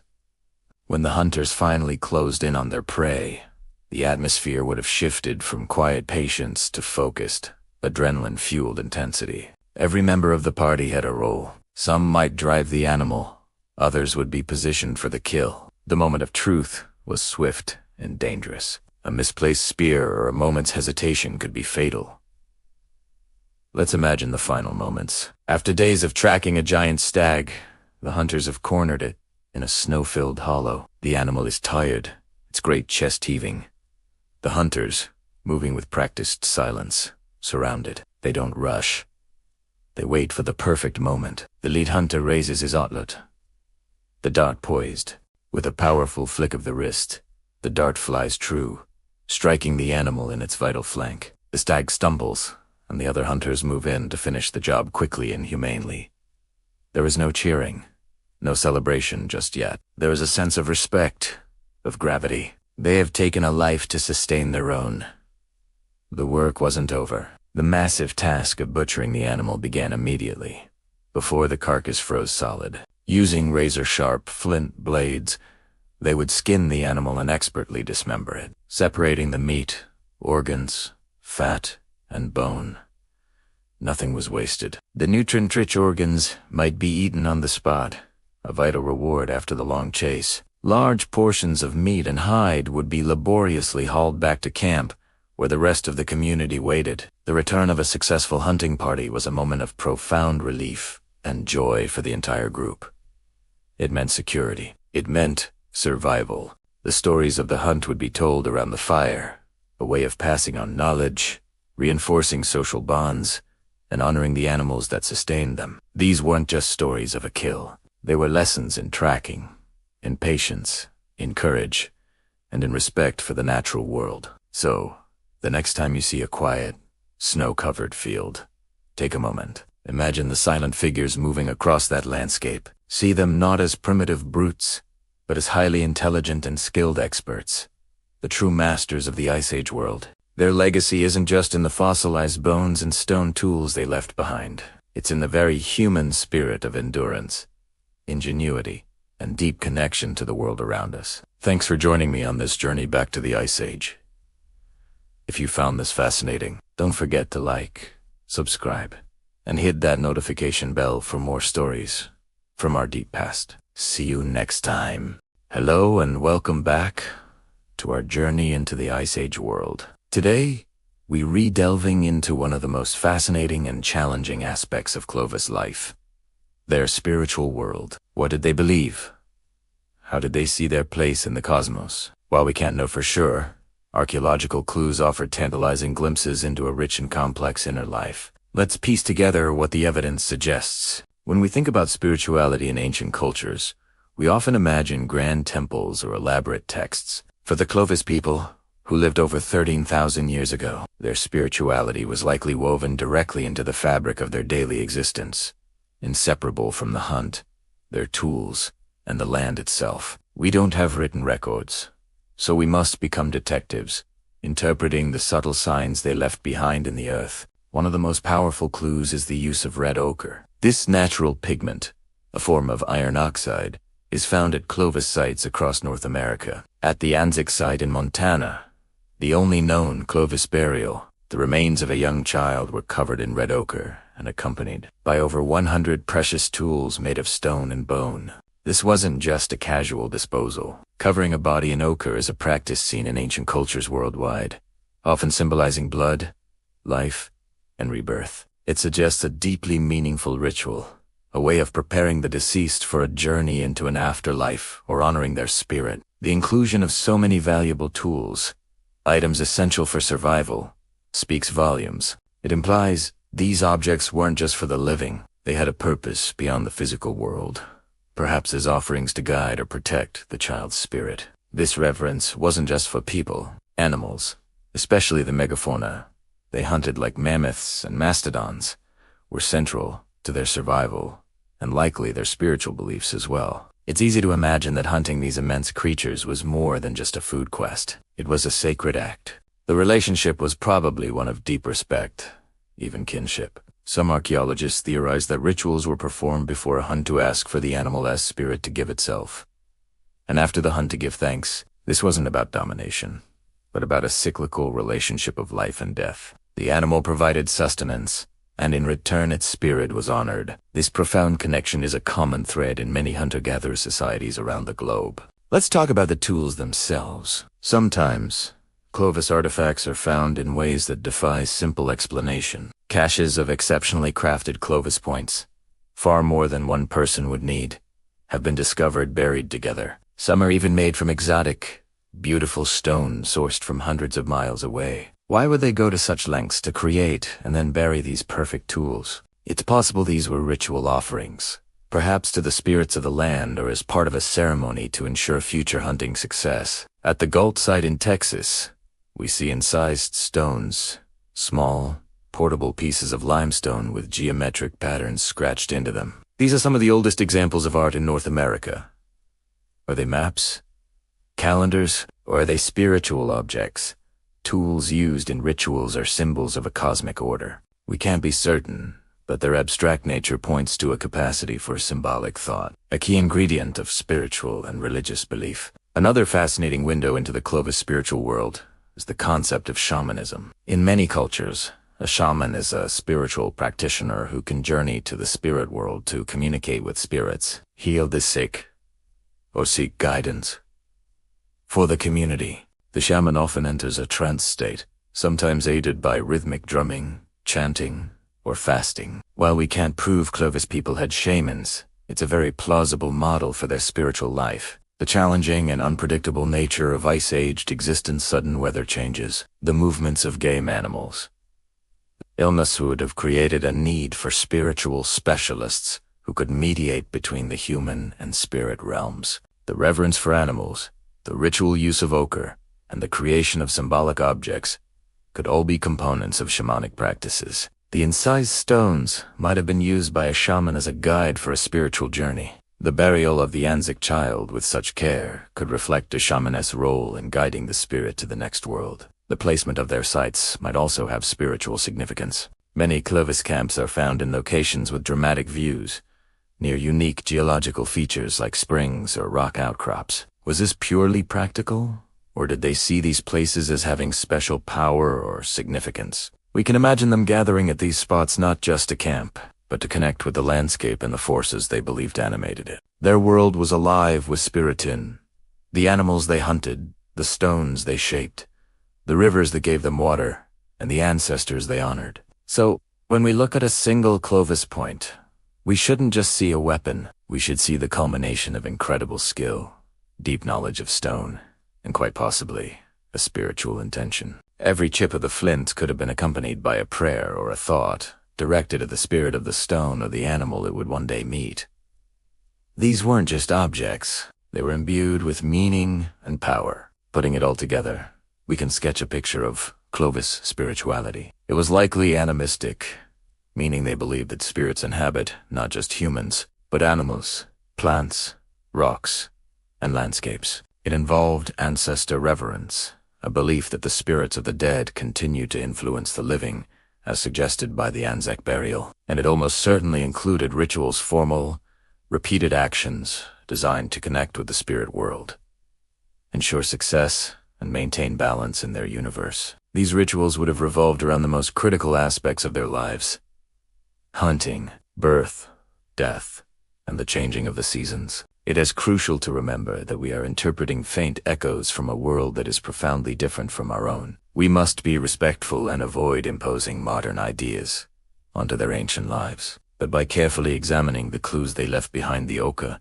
the buried artifacts, the art, the special placement of tools, we can begin to appreciate the depth and complexity of their spiritual world. They weren't just surviving the Ice Age. They were living in it, making sense of it, and finding their place within a spiritual cosmos. Their legacy is not just in their stone tools, but in this very human quest for meaning. Thank you so much for joining me on this exploration into the spiritual life of the Clovis people. It is a subject that really sparks the imagination and reminds us of the deep history of human belief on this continent. If you found this interesting, please hit that like button and subscribe for more deep dives into our ancient past. I'll see you in the next video. Welcome back to our series on the first peoples of the Americas. In our last chapters, We lived alongside the Clovis people, experiencing their world through their eyes. We hunted mammoths, crafted tools, and navigated a vast, icy landscape. But how do we know all this? How can we piece together a story from over 13,000 years ago? Today, we're shifting from the ancient past to the present. We're trading our spears for trowels and our animal hide maps for satellite imagery. This is the archaeology of a Clovis campsite. How do you find something that's been lost for millennia? It's not like there are signs pointing to ancient campsite this way. Discovery of a Clovis site is often a combination of careful research, educated guesswork, and a healthy dose of luck. The story often begins with water. Rivers and streams are constantly carving away at the land, slicing through layers of time. An archaeologist, or even just an observant hiker, might be walking along an eroded riverbank and spot something unusual sticking out of the dirt, a distinctively shaped stone that doesn't quite belong. This could be the tip of a Clovis point, a scraper, or a blade, lost to the earth thousands of years ago and now revealed by the patient work of water. Construction projects are another major source of discovery. When bulldozers break ground for a new highway, a housing development, or a dam, they can accidentally uncover buried history. These are often rescue missions for archaeologists. They have to work quickly, sometimes literally in front of the construction equipment, to salvage whatever information and artifacts they can before the site is destroyed forever. It's a race against time to save a chapter of our shared human story. Sometimes, the clues are more subtle. Darker patches of soil in a plowed field can indicate the remnants of an ancient hearth, where a fire once burned. These features, as archaeologists call them, are ghosts on the landscape. The soil is enriched with charcoal and organic material, leaving a stain that can persist for thousands of years. Finding one of these is like finding the living room of a prehistoric home. It's the heart of the campsite. So, you've found a promising spot. Maybe it's a single projectile point found on the surface, or a scatter of flint flakes. What happens next? This is where the real detective work begins. The first step isn't digging. It's surveying. Archaeologists will walk the area in a grid pattern, meticulously mapping the location of every single artifact found on the surface. This helps them understand the size of the site and identify areas with the highest concentration of activity. They might also use technologies like ground-penetrating radar, which sends radio waves into the earth to create a map of what lies beneath without disturbing a single grain of soil. It's like an X-ray for the ground, revealing buried walls, pits, and hearths. Once they have a good idea of where to dig, the excavation starts, and it's nothing like you see in the movies. There are no bullwhips or giant rolling boulders. Archaeology is a slow, painstaking process. A typical excavation unit is a small square, maybe 1 meter by 1 meter. Using trowels, dental picks, and brushes, archaeologists carefully remove the soil, layer by layer. Every shovelful of dirt is sifted through a fine mesh screen to catch even the tiniest of artifacts, a small bone fragment, a bead, or a microflake from toolmaking. This is where one of the most fundamental principles of archaeology comes into play.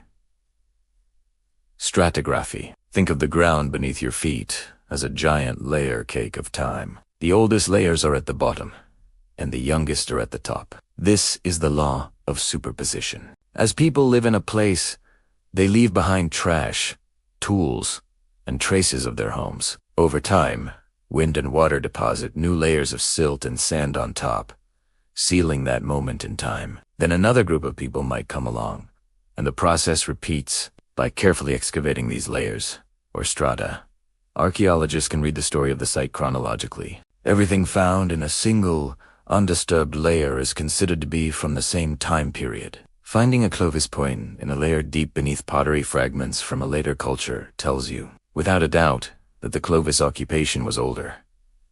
Stratigraphy provides the relative timeline. It tells you what came before what. But how do we get an actual date? How do we put a number like 13,000 years ago on these discoveries? This is where radiocarbon dating comes in. All living things, plants, animals, and fuel absorb carbon from the atmosphere. By measuring the amount of carbon-14 left in organic material found at a site like a piece of charcoal from a hearth or a fragment of an animal bone, scientists can calculate how long ago that organism died. This is our absolute clock. For a Clovis site, finding a hearth is the jackpot. The charcoal from the firewood is perfect for radiocarbon dating. If that hearth also contains Clovis tools and the bones of an extinct bison, you can confidently say that Clovis hunters sat around this fire, cooking this bison, at the date given by the carbon-14 analysis. Putting it all together is the final step. Archaeologists combine the stratigraphic information, the radiocarbon dates, and the artifacts themselves. They analyze the stone tools to understand how they were made and used. They study the animal bones to reconstruct the diet of the people and the environment they lived in. They look at the layout of the site where the hearths were, where the tool-making areas were, where the trash was discarded to understand how people organized their living space. Each Clovis site is a single snapshot, a frozen moment in time. But by studying many of these sites, from Galt in Texas to Murray Springs in Arizona, archaeologists can begin to build a bigger picture. They see patterns in tool technology, in hunting strategies, and in how people moved across the vast, challenging landscape of Ice Age America. Every tiny flake of stone, every fragment of bone, is a word. The stratigraphy is the grammar, and the archaeologist is the translator, tasked with reading this ancient language written in the earth and sharing its incredible story with all of us. It's a story that's still being written, with new discoveries changing what we know every year. Thank you so much for joining me on this journey into the science behind the story. If you're fascinated by how we uncover the past, be sure to like this video and subscribe to the channel. We have so much more to explore together. See you next time. Imagine holding a piece of stone, not just any stone, but one shaped by a human hand tens of thousands of years ago. It's small, sharp, seemingly insignificant. You might see it as just debris, a leftover fragment from the past. But to an archaeologist, this tiny piece of flint, this flake, is a word in a sentence in a story that has been waiting patiently to be read. Today, we're going to learn how to read these stories, how to listen to the whispers of our ancestors through the very debris they left behind. When we think of stone tools, our minds often jump to the finished product, the perfect hand axe, the sharp spear point, the finely crafted blade. These are the artifacts that Grace Museum displays, celebrated for their form and function. But the real treasure, the richest source of information, often lies in what was discarded. It's in the thousands of tiny flakes, the shattered attempts, and the broken pieces that we can truly step back in time and witness a moment of ancient life, frozen in place. Let's start with the basics. When an ancient artisan decided to make a tool, they would take a piece of raw material, a core stone, and strike it with another stone, called a hammer. Each strike would detach a flake. The goal was to shape the core into a desired tool, or perhaps the flake itself was the intended product. Every single one of these flakes, from the largest to the smallest, carries a signature.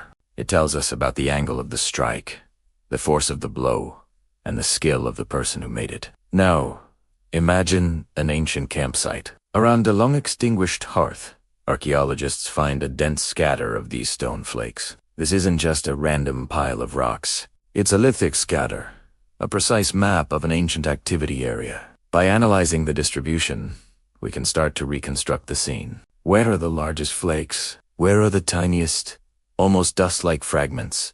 The larger pieces might show where the initial rough shaping of the tool took place. The smaller, more delicate flakes, known as retouch or sharpening flakes, might indicate a different spot, perhaps where someone was carefully finishing a tool, S-edge, or resharpening a knife that had become dull from use. This spatial analysis is like archaeological forensics. If we find a cluster of tiny, sharp flakes mixed with fragments of animal bone that have cut marks on them, we can infer that this was a butchering station. Someone sat right here, processing their kill, occasionally pausing to sharpen their stone knife. The bones themselves add another layer to the story. Are they from a large mammoth or a small gazelle? Are they cut marks deep and forceful, suggesting dismemberment, or fine and precise, indicating the removal of meat from the bone? By combining the stone tool debris with these faunal remains, the picture becomes clearer. We're no longer just looking at rocks and bones. We're witnessing a meal being prepared. But the story gets even more intricate. What if we could put the stone back together? This is a technique called refitting orkongoining. It's like solving a three-dimensional jigsaw puzzle with thousands of pieces. Archaeologists painstakingly collect every single flake from a site, no matter how small. Back in the lab, they begin the slow, meditative process of trying to fit them back together, reassembling the original core stone. It's an incredibly difficult task, but when it works, the result is magical. Suddenly, you're not just looking at a collection of flakes. You're holding a complete sequence of actions. You can literally peel back the layers of time. This first flake was removed. Tentis 1. Tentis 1. You can follow the thought process of the toolmaker. You can see their strategy. Did they prepare the core in a specific way before they started removing the main flakes? Did they make a mistake? A misplaced strike that shattered their work, forcing them to start over or adapt their plan? Refitting reveals the rhythm and skill of the artisan. A master toolmaker might produce a beautiful, symmetrical tool with minimal waste, each strike purposeful and efficient. We can see this in the elegant, sequential scars left on the reassembled core. In contrast, a less experienced individual or a learner might leave behind a record of their struggle. Evidence of fumbled strikes, hinged fractures where the flake didn't detach cleanly, and a much messier, more chaotic sequence of removals. We can literally see them learning, their hands guided by a teacher or through trial and error. This process gives us a profound connection to an individual from the deep past. It's no longer an abstract concept of early humans. It's a person sitting on the ground, concentrating, their mind focused on the task. We can almost feel their frustration at a failed attempt or their satisfaction at a perfect strike. Refitting has even allowed archaeologists to identify left-handed or right-handed toolmakers based on the direction and orientation of the flake scars.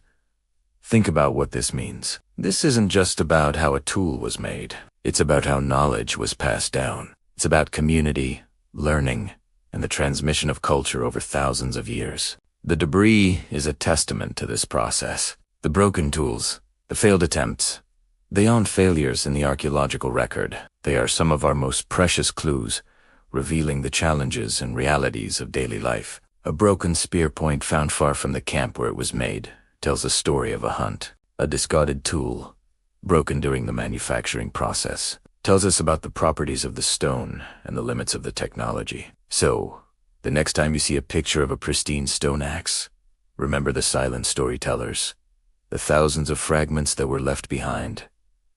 They are not just waste. They are a frozen moment, a time capsule of thought and action. Each flake is a choice. Each broken piece, a lesson learned. By carefully piecing them back together, we are doing more than just reconstructing a stone. We are reconstructing a moment of human ingenuity and connecting, hand to mind, with the ancient artisans who set us on the path to becoming who we are today. Thank you for joining me on this journey into the stories hidden within stone. If you found this fascinating, please like this video, subscribe to the channel, and share your thoughts in the comments below. What do these ancient stories mean to you? Welcome back to our journey through the deep past. Today, we're diving into Chapter 15. Weather shifts and seasonal movement, a time when the very world was transforming and ancient people were learning to dance with its rhythms. Picture this. The Great Ice Age is finally loosening its grip. Massive glaciers that once covered continents are in retreat. This wasn't a gentle thaw. It was a dramatic, often violent, climatic shift. Imagine ferocious storms, unlike anything we know today, howling down from the north, carrying the last breath of the dying ice sheets. The air would crackle with a bitter, bone-deep cold. Yet, just as suddenly, warmer winds would sweep in from the south, carrying the promise of a new, greener world. These weren't just gentle breezes. They were powerful forces reshaping the landscape, melting ice and swelling rivers to epic proportions. For the Clovis people, this was the backdrop of their everyday lives. They weren't just passive observers. They were expert readers of the natural world. They could feel the shift in the wind, smell the rain on the horizon, and understand what it meant for their survival. This era, known as the Younger Drios, was a roller coaster of climate change. One generation might experience relatively stable, warmer conditions, while the next could be plunged back into a near-glacial winter that lasted for decades. This constant uncertainty was the ultimate test of their resilience and adaptability. The animal world was in flux. Too, the great megafauna, the mammoths, mastodons, and giant sloths were masters of migration. As the seasons turned, so did they. Driven by the search for fresh grazing, they embarked on epic journeys across the continent. Imagine the ground trembling as a herd of Colombian mammoths, each weighing as much as 10 tons, moved across the plains. These weren't random wanderings. They followed ancient, invisible pathways, moving from summer grasslands to sheltered winter valleys. The Clovis people, whose lives were so deeply intertwined with these magnificent beasts, had no choice but to follow. Their survival depended on anticipating the herd's movements, a skill honed over countless generations. This necessity gave rise to a brilliant strategy for survival. The seasonal round. The Clovis people didn't live in permanent, year-round settlements. Instead, they were nomadic, but their movements were far from random. They followed a deliberate, cyclical pattern, a sophisticated calendar, guided by the sun, the stars, and the behavior of the animals. This seasonal round was the blueprint for their existence, ensuring they were always in the right place at the right time to take advantage of nature's bounty. Let's trace a typical year in their lives. As spring arrived, bringing with it the warmer winds and the first green shoots, Clovis groups would descend from their winter shelters into the major river valleys. These valleys were lifelines. Rivers swollen with meltwater created lush, fertile floodplains, attracting a huge diversity of game. Bison, deer, and elk would congregate here to feast on the new growth. For the Clovis hunters, this was a time of plenty. The rivers also provided fish, waterfowl, and edible plants, offering a varied and reliable food source after the lean months of winter. These riverside camps were bustling hubs of activity, where tools were repaired, food was processed, and stories were shared around the fire. As spring blossomed into summer, the herds would begin to disperse, moving out of the river valleys and onto the vast, open grasslands. And so, the Clovis people followed. Life on the plains was different. It was a landscape of immense scale and sweeping vistas. Here, the primary targets were the massive herds of bison and mammoth that roamed the prairies. Hunting these giants required incredible skill, courage, and cooperation. Groups of hunters would work together, using their knowledge of the terrain to drive the animals into natural traps, like arroyos or box canyons. The success of a single summer hunt could provide enough meat, hides, and bone to sustain a group for months. Then, as the days grew shorter and the first hints of autumn colored the landscape, the cycle would turn again. The herds would begin their migration toward more sheltered areas, and the people would follow. This often meant moving into upland areas, hills, plateaus, and mountain foothills. These upland hunting grounds offered a different set of resources. They were home to mountain sheep, deer, and other animals that preferred higher elevations. More importantly, these areas often contained Archaeology stone, like flint, chert, and obsidian, which was essential for making their iconic Clovis points and other tools. Autumn was a crucial time for quarrying this stone and stocking up on the raw materials they would need to survive the coming winter. Finally, as the first storms from the north began to blow, signaling the arrival of winter, the groups would move to their winter camps. These sites were chosen with great care. They were often in sheltered locations, like south-facing rock shelters or dense stands of trees, protected from the harshest winds. Here, they would rely on the food they had stored and preserved during the plentiful months. Winter was a time for hunkering down, for repairing gear, crafting new tools from the stone they had gathered, and passing down knowledge to the next generation. It was a time of reflection and community, waiting for the first warm winds of spring to signal the start of the great cycle once more. This seasonal round wasn't just about food. It was a deeply social and spiritual practice. Different bands would often cross paths at specific locations during their rounds. A favorite fishing spot in the spring, a large quarry in the fall. These were opportunities for trade, for sharing information, for arranging marriages, and for reinforcing the social bonds that held their society together. These gatherings were vital, creating a network of people spread across a vast and challenging landscape. The genius of the Clovis people was their profound connection to the land and its cycles. They didn't see themselves as separate from nature, but as an integral part of it. Their seasonal round was a testament to their deep ecological knowledge, their foresight, and their ability to thrive in a world of constant change. They were true masters of movement, forever in sync with the shifting weather and the great migrations of the animal world. Thanks for watching. If you found this journey into the past fascinating, please give this video a like, and don't forget to subscribe for more deep dives into ancient history. See you next time. As the sun bleeds its final colors across the horizon, painting the sky in shades of deep orange and purple, a stillness settles over the land. The day's work is done, and a different kind of life begins to stir, centered around the heart of the community. The fire. Shadows dance and stretch as the flames lick at the cool evening air. A beacon of warmth and welcome. This is the time of return, a sacred moment held in the breath between daylight and darkness. From the twilight, figures begin to emerge, moving with the slow, deliberate pace of tired bodies. These are the hunters, returning from their long journey into the wild. Their silhouettes are etched against the fading light, some burdened with the weight of a successful hunt, others carrying only their tools and the stories of the day. The air thickens with anticipation. Will tonight be a feast, or will the stores need to last a little longer? The first to arrive carries a heavy load slung over his shoulder. A collective sigh of relief and gratitude ripples through those gathered by the fire. The weight on his back is not just meat, it's sustenance, it's security, it's the promise of full bellies and strong bodies. He lowers his prize to the ground, a quiet offering to the community that awaits him. There are no loud cheers, just a deep, shared understanding of the effort and risk involved. Children, their eyes wide with a mix of awe and hunger, inch closer, their small hands reaching out as if to touch the reality of the provision. He is greeted not with a barrage of questions, but with a warm hand on his shoulder, a cup of hot broth passed into his cold fingers. The welcome is in the small gestures, the unspoken camaraderie. He finds a place near the flames, the heat seeping into his weary bones, chasing away the chill of the wilderness. He closes his eyes for a moment. The crackle of the fire is soothing song after a day spent listening to the subtle sounds of the forest. Soon, others follow. A pair of younger hunters arrive next, their steps lighter, their shoulders unburdened. They carry no game.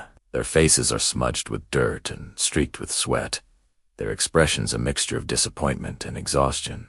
But as they step into the circle of firelight, they are met with the same warmth, the same quiet acceptance. There is no judgment, no shame in an empty-handed return. The wild is unpredictable. It gives and it withholds according to its own ancient rhythms. Tonight, their contribution will not be meat, but their energy and their stories. They are handed tools for a different kind of work, sharp knives to help dress the successful kill, or hands to stoke the fire and prepare the cooking stones.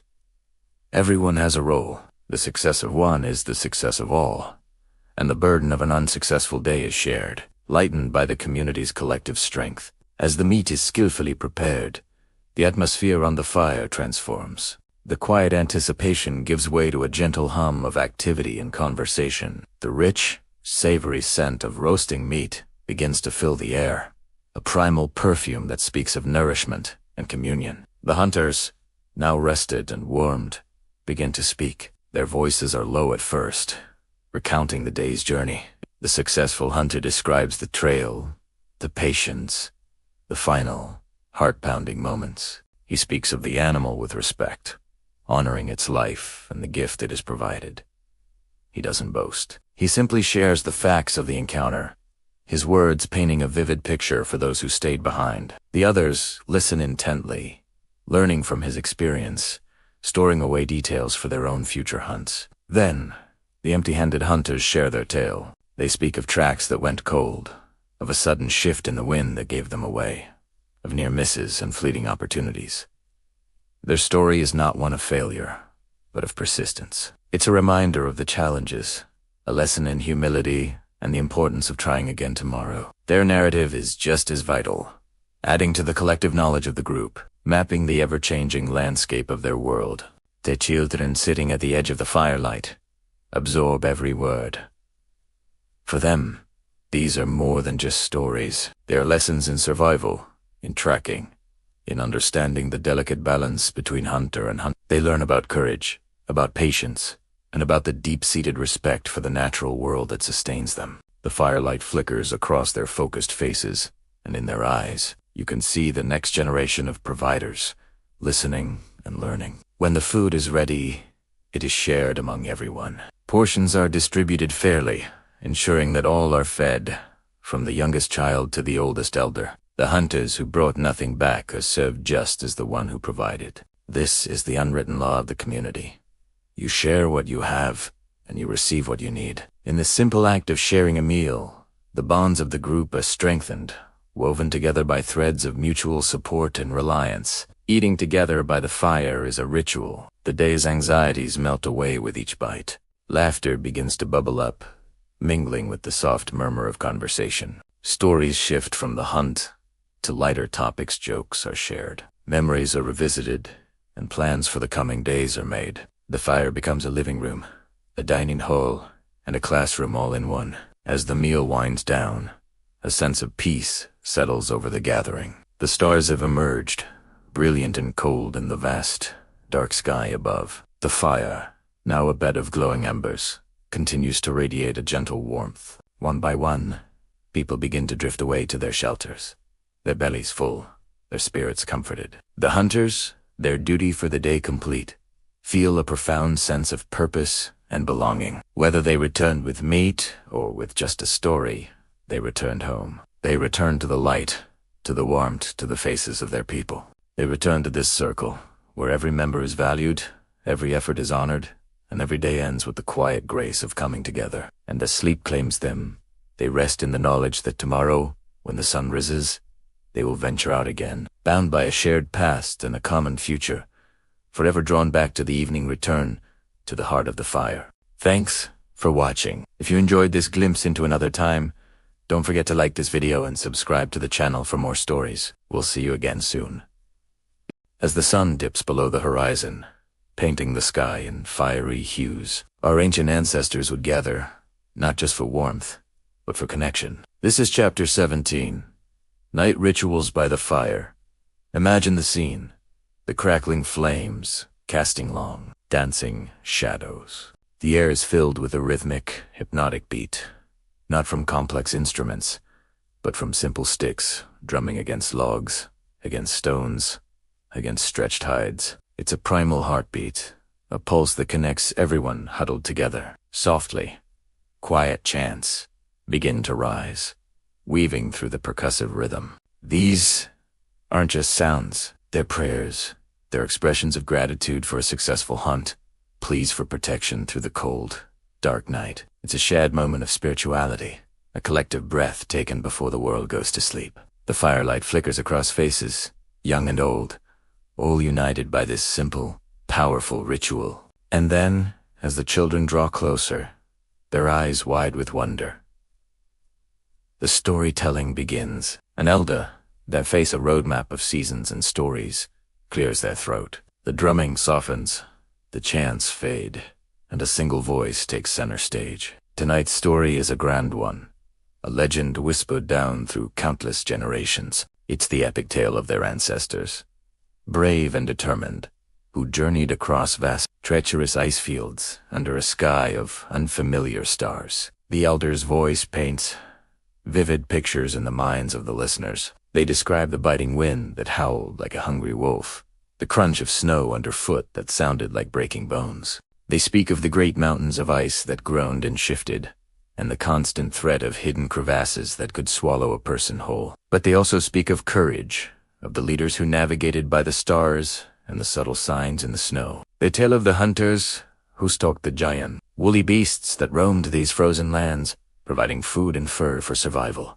This isn't just an adventure story to entertain the children. It's a history lesson, a survival guide, and a testament to their identity, all wrapped into one. The story of crossing the ice fields is the story of their origin, the foundation of who they are. It instills a sense of pride, of belonging to a lineage of survivors, of pioneers who faced the impossible and won. It tells the children, this is the strength that runs in your blood. Before the invention of writing, this was the library. The oral tradition was the sole vessel for preserving all critical knowledge. The stories told around the fire were encyclopedias of life. Think about it. How would you remember the safest route through a mountain pass without a map? It was embedded in a story about a mythical hero who outsmarted a mountain spirit, with the twists and turns of the path hidden in the narrative's plot. The changing of the seasons, crucial for knowing when to plant, when to harvest, when to migrate, wasn't tracked on a calendar. It was woven into tales of gods and goddesses whose moods dictated the weather. A story about a sky god's fiery temper might signify the coming of the hot, dry season, while a tale of a river spirit's sorrow would herald the annual floods. These myths were practical meteorology, passed down in a format that was memorable and engaging. Knowledge of which plants were edible and which were poisonous was preserved in fables about curious animals or children who learned hard lessons. A story about a fox who got sick from a certain red berry was a life-saving warning. A tale of a bear who grew strong from eating a particular root was a guide to nourishment. This was their botany, their medicine cabinet, all stored in the collective memory of the tribe. And of course, there were the hunting routes. The migration patterns of caribou, bison, or mammoths were not just data points. They were the central plot of epic sagas. Stories would detail the journey of a great ancestral hunter who followed the herds, describing landmarks, water sources, and ambush points along the way. To retell the story was to re-walk the hunting trail in your mind, ensuring the tribe would find food year after year. These fireside gatherings were the school, the church, and the library all in one. They reinforced social bonds, taught moral lessons, and passed down the essential information needed to survive and thrive in a harsh world. The myths explained the unexplainable, giving meaning to the cosmos, to life, and to death. The legends of heroes provided role models, teaching the values of courage, wisdom, and community.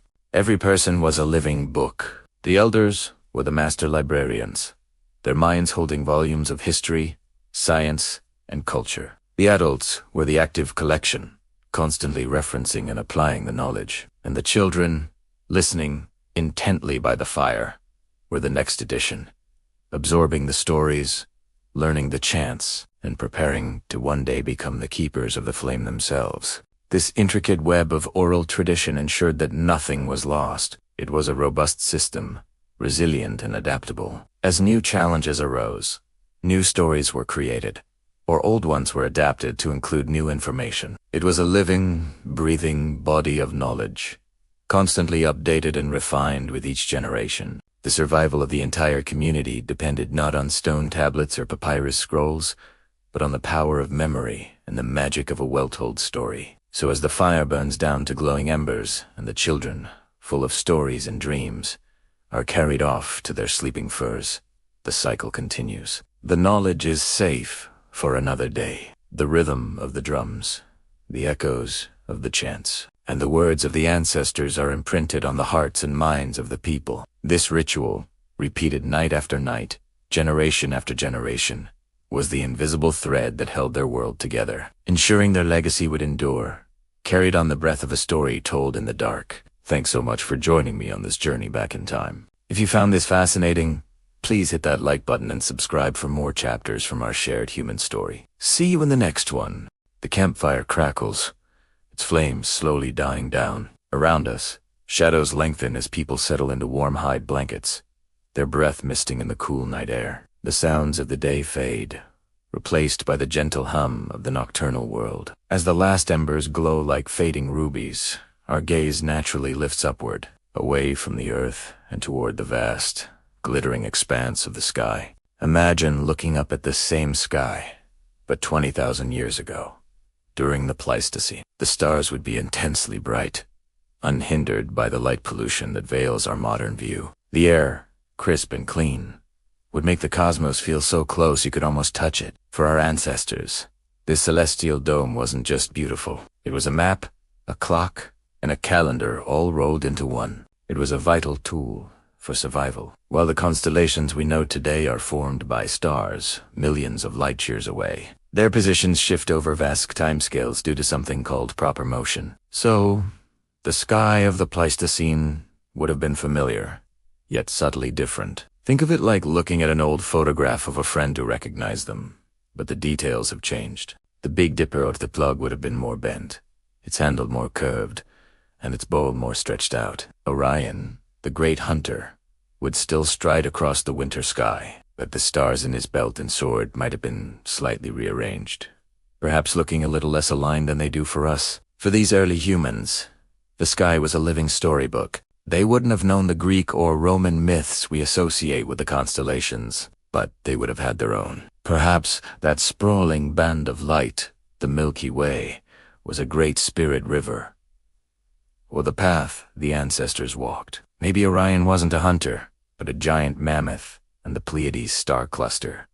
Those 7 little sisters were a huddle of children lost in the dark. These stories would be passed down around the dying fire, connecting generations and explaining the world around them. But more than just stories, the stars were a guide to the rhythm of life. The changing seasons were a matter of life and death, and the sky was the most reliable indicator of what was to come. When a particular group of stars started to rise just before the sun, it might signal the beginning of spring. This was the cue that the harsh winter was ending, that plants would soon grow again, and that certain animals would begin their migrations. Seeing this celestial sign would tell a tribe it was time to move to their spring hunting grounds. For example, the appearance of a bright star like Vega or Arcturus in the evening sky could herald the arrival of warmer weather. Conversely, when Orion began to dominate the winter nights, everyone knew that the long, cold, and difficult months were upon them. It was time to ensure food stores were full, that shelters were secure, and that enough fuel had been gathered for the fires that would keep them alive.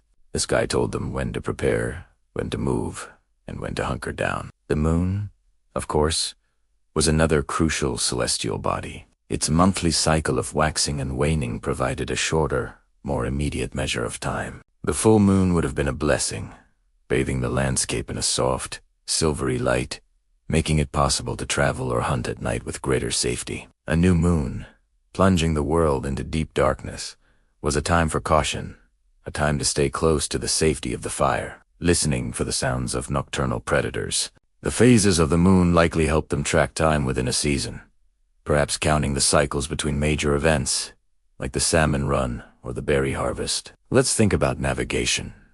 Before compasses, if a group needed to travel long distances, the stars were their only reliable guide. The North Star, Polaris, is our modern celestial anchor. But due to the wobble of the Earth's axis, a phenomenon called precession, Polaris wasn't the pole star during the Pleistocene. Instead, a star in a different part of the sky would have been the stationary point around which everything else turned. For a time, it might have been a star in the constellation Hercules, or perhaps Vega was much closer to the celestial pole than it is today. Whatever the pole star was, our ancestors would have identified it. They would have taught their children. That star does not move. If you keep it on your right shoulder as you walk, you will always be heading east. This knowledge was power. It was the difference between finding a new, resource-rich territory and becoming hopelessly lost in the vast, unforgiving wilderness. So, as the fire burns down to its last embers and the camp settles into a quiet slumber, we can imagine 1 or 2 individuals staying awake, their eyes fixed on the heavens. They are the keepers of the celestial knowledge, the astronomers of their tribe. They watch the slow, majestic procession of the stars, noting the subtle shifts that mark the passage of another night, another step in the great cycle of the seasons. They are reading the final chapter of the day, written in glittering script across the velvet black of the Pleistocene sky. This connection to the cosmos was profound. It gave them a sense of place in the universe, an understanding of time that stretched beyond a single lifetime. They saw the patterns, they understood the cycles, and they used that knowledge to survive and thrive in a challenging world. It's a humbling thought that as we look up at the stars tonight, we are sharing a view that has captivated and guided humanity for tens of thousands of years. The fire may die, but the stars endure. Thanks so much for watching. If you found this journey back in time as fascinating as I did, don't forget to like this video and subscribe to the channel for more explorations into our deep past. See you next time. Imagine walking through a landscape that looks familiar, but is fundamentally different. This is the world of the Clovis people, a world that existed over 13,000 years ago, at the very end of the last ice age. They were pioneers, spreading across a continent, teeming with mammoths, mastodons, and giant sloths.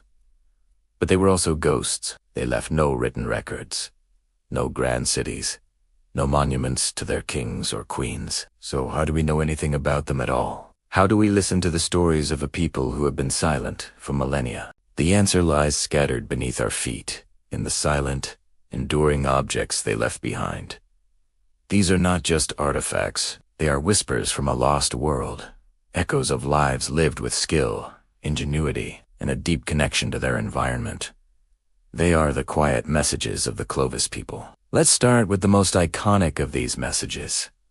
They're stone tools. When we think of Clovis, we think of the Clovis point. These weren't just simple spearheads. They were masterpieces of flint knapping, a testament to incredible skill.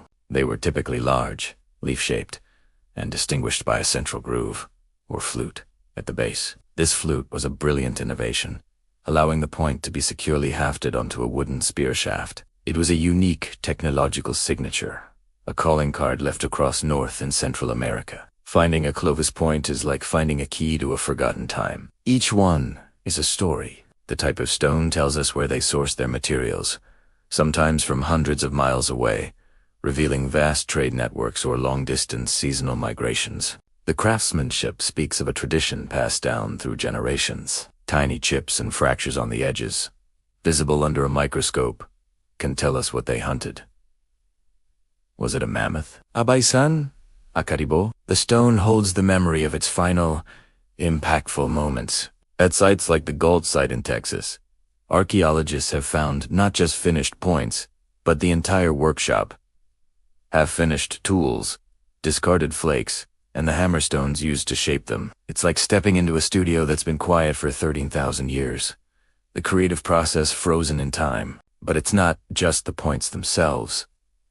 The real magic happens when we look closer at what's still clinging to them. Microscopic analysis has revealed blood residue on some of these ancient tools. By analyzing the proteins, scientists can identify the specific animal species that were hunted. This isn't speculation. It's a direct, biochemical link to a hunt that happened thousands of years ago. We can say with certainty, this point was used to hunt a bison, and that one, a camel. Residue from plant fibers and woody materials also tells us about the shafts they were attached to and the bindings they used, painting an even more detailed picture of their technology. Beyond their hunting toolkit, the Clovis people left behind other stone implements. Sharp blades for butchering, scrapers for preparing hides, engravers for carving bone and wood. Each tool is perfectly designed for its task, a demonstration of their practical genius and deep understanding of their resources. These weren't just survivalists. They were expert craftspeople. Of course, tools are only one part of the story. To truly understand their world, we need to look at what they hunted. At sites like Blackwater Draw in New Mexico or the Murray Springs site in Arizona, the bones tell a dramatic tale. Here, we find the skeletons of colossal mammoths, often with Clovis points lying among their ribs. These kill sites are snapshots of a dramatic high-stakes encounter between human and megafauna. Imagine the scene. A small band of hunters, armed only with stone-tipped spears, coordinating to bring down a 10-ton mammoth. It would have required incredible courage, teamwork, and a profound knowledge of animal behavior. The bone beds show us how they did it. They often targeted younger or isolated animals, driving them into bogs or arroyos, where they would be trapped and easier to dispatch. The cut marks on the bones show us how they systematically butchered the carcass, taking the choicest cuts of meat and harvesting the hide, sinew, and ivory. These bones are not just remains. They are forensic evidence of a hunt, a feast, and a community working together to provide for itself. They give us a visceral sense of the scale of the world they inhabited and the challenges they faced. Sometimes, the most personal messages are the most fragile. In a few extraordinary places, we find evidence of their homes and daily lives. These are not houses, but campsites, places where they stopped for a night or a season. The most common feature is the hearth, a simple fire pit. A hearth is more than just a place for warmth. It's the heart of the camp. It's where they cooked their food, repaired their tools, and shared stories under a sky filled with unfamiliar stars.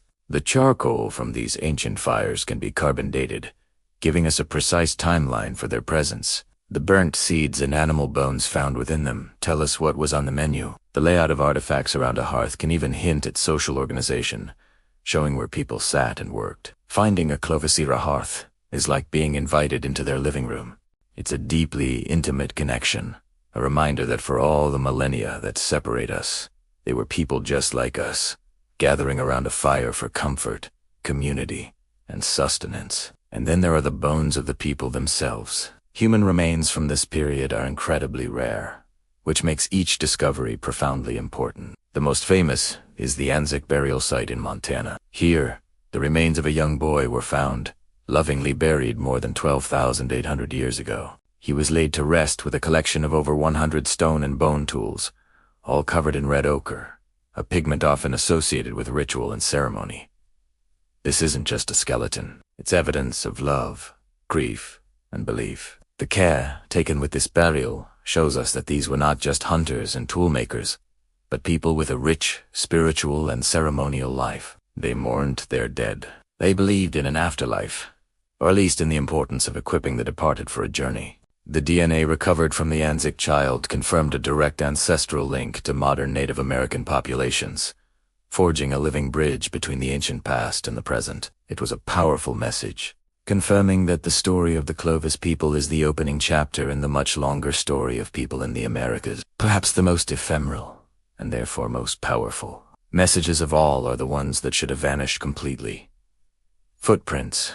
At White Sands National Park in New Mexico, scientists have discovered thousands of human footprints, preserved in what was once the muddy shore of an ancient lake. While many are more recent, some have been dated back to a time that could overlap with, or even predate, Clovis culture, rewriting our understanding of when people first arrived. Imagine seeing the actual footprint of a person who walked this earth during the Ice Age. You could see the stride, the shape of the foot, the path they took. In one trackway, a mother's footprints are followed by the smaller prints of a child who occasionally walks in her steps. In another, a person carries a heavy load, their feet sinking deeper into the mud.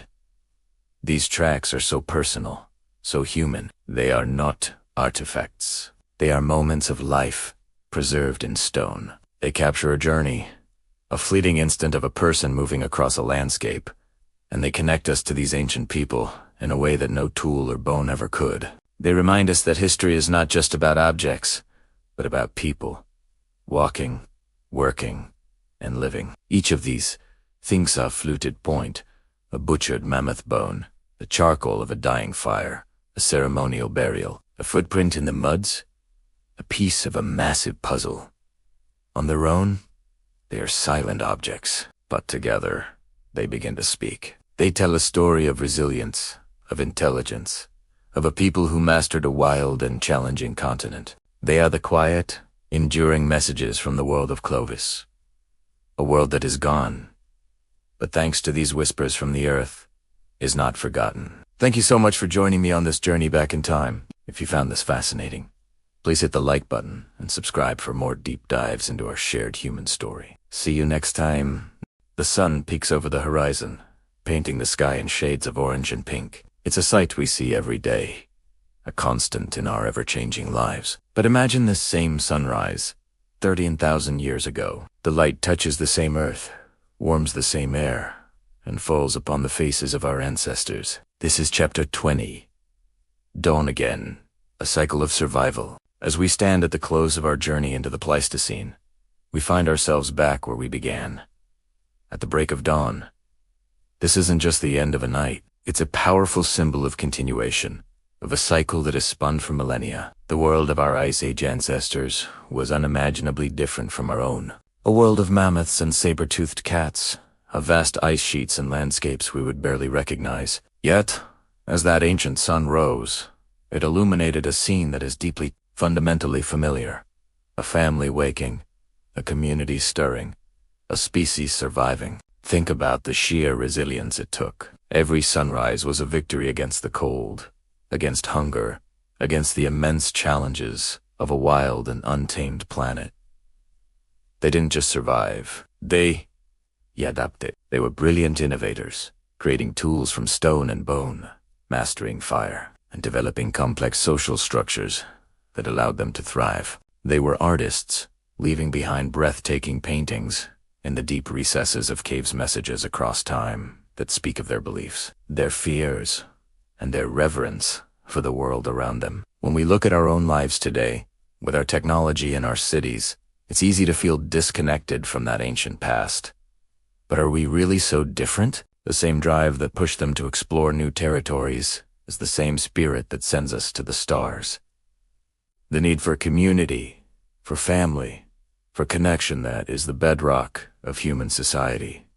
Then and now, the love a parent felt for their child as they huddled for warmth against the glacial chill is the same love we feel for our own families today. It's a thread, an unbroken line of humanity that stretches all the way back to that first dawn. They faced a climate in flux, a world changing rapidly around them. They learned to read the seasons, to follow the herds, and to move with the rhythm of the earth. They developed new strategies, new tools, and new ways of living as the great ice sheets retreated and new ecosystems emerged. Their ability to adapt was their greatest strength. It's a lesson that echoes with profound relevance in our own time, as we face our own set of global challenges. Their story reminds us that we, too, are capable of incredible adaptation and change. We often think of them as primitive, but that word does them a great disservice. They were pioneers.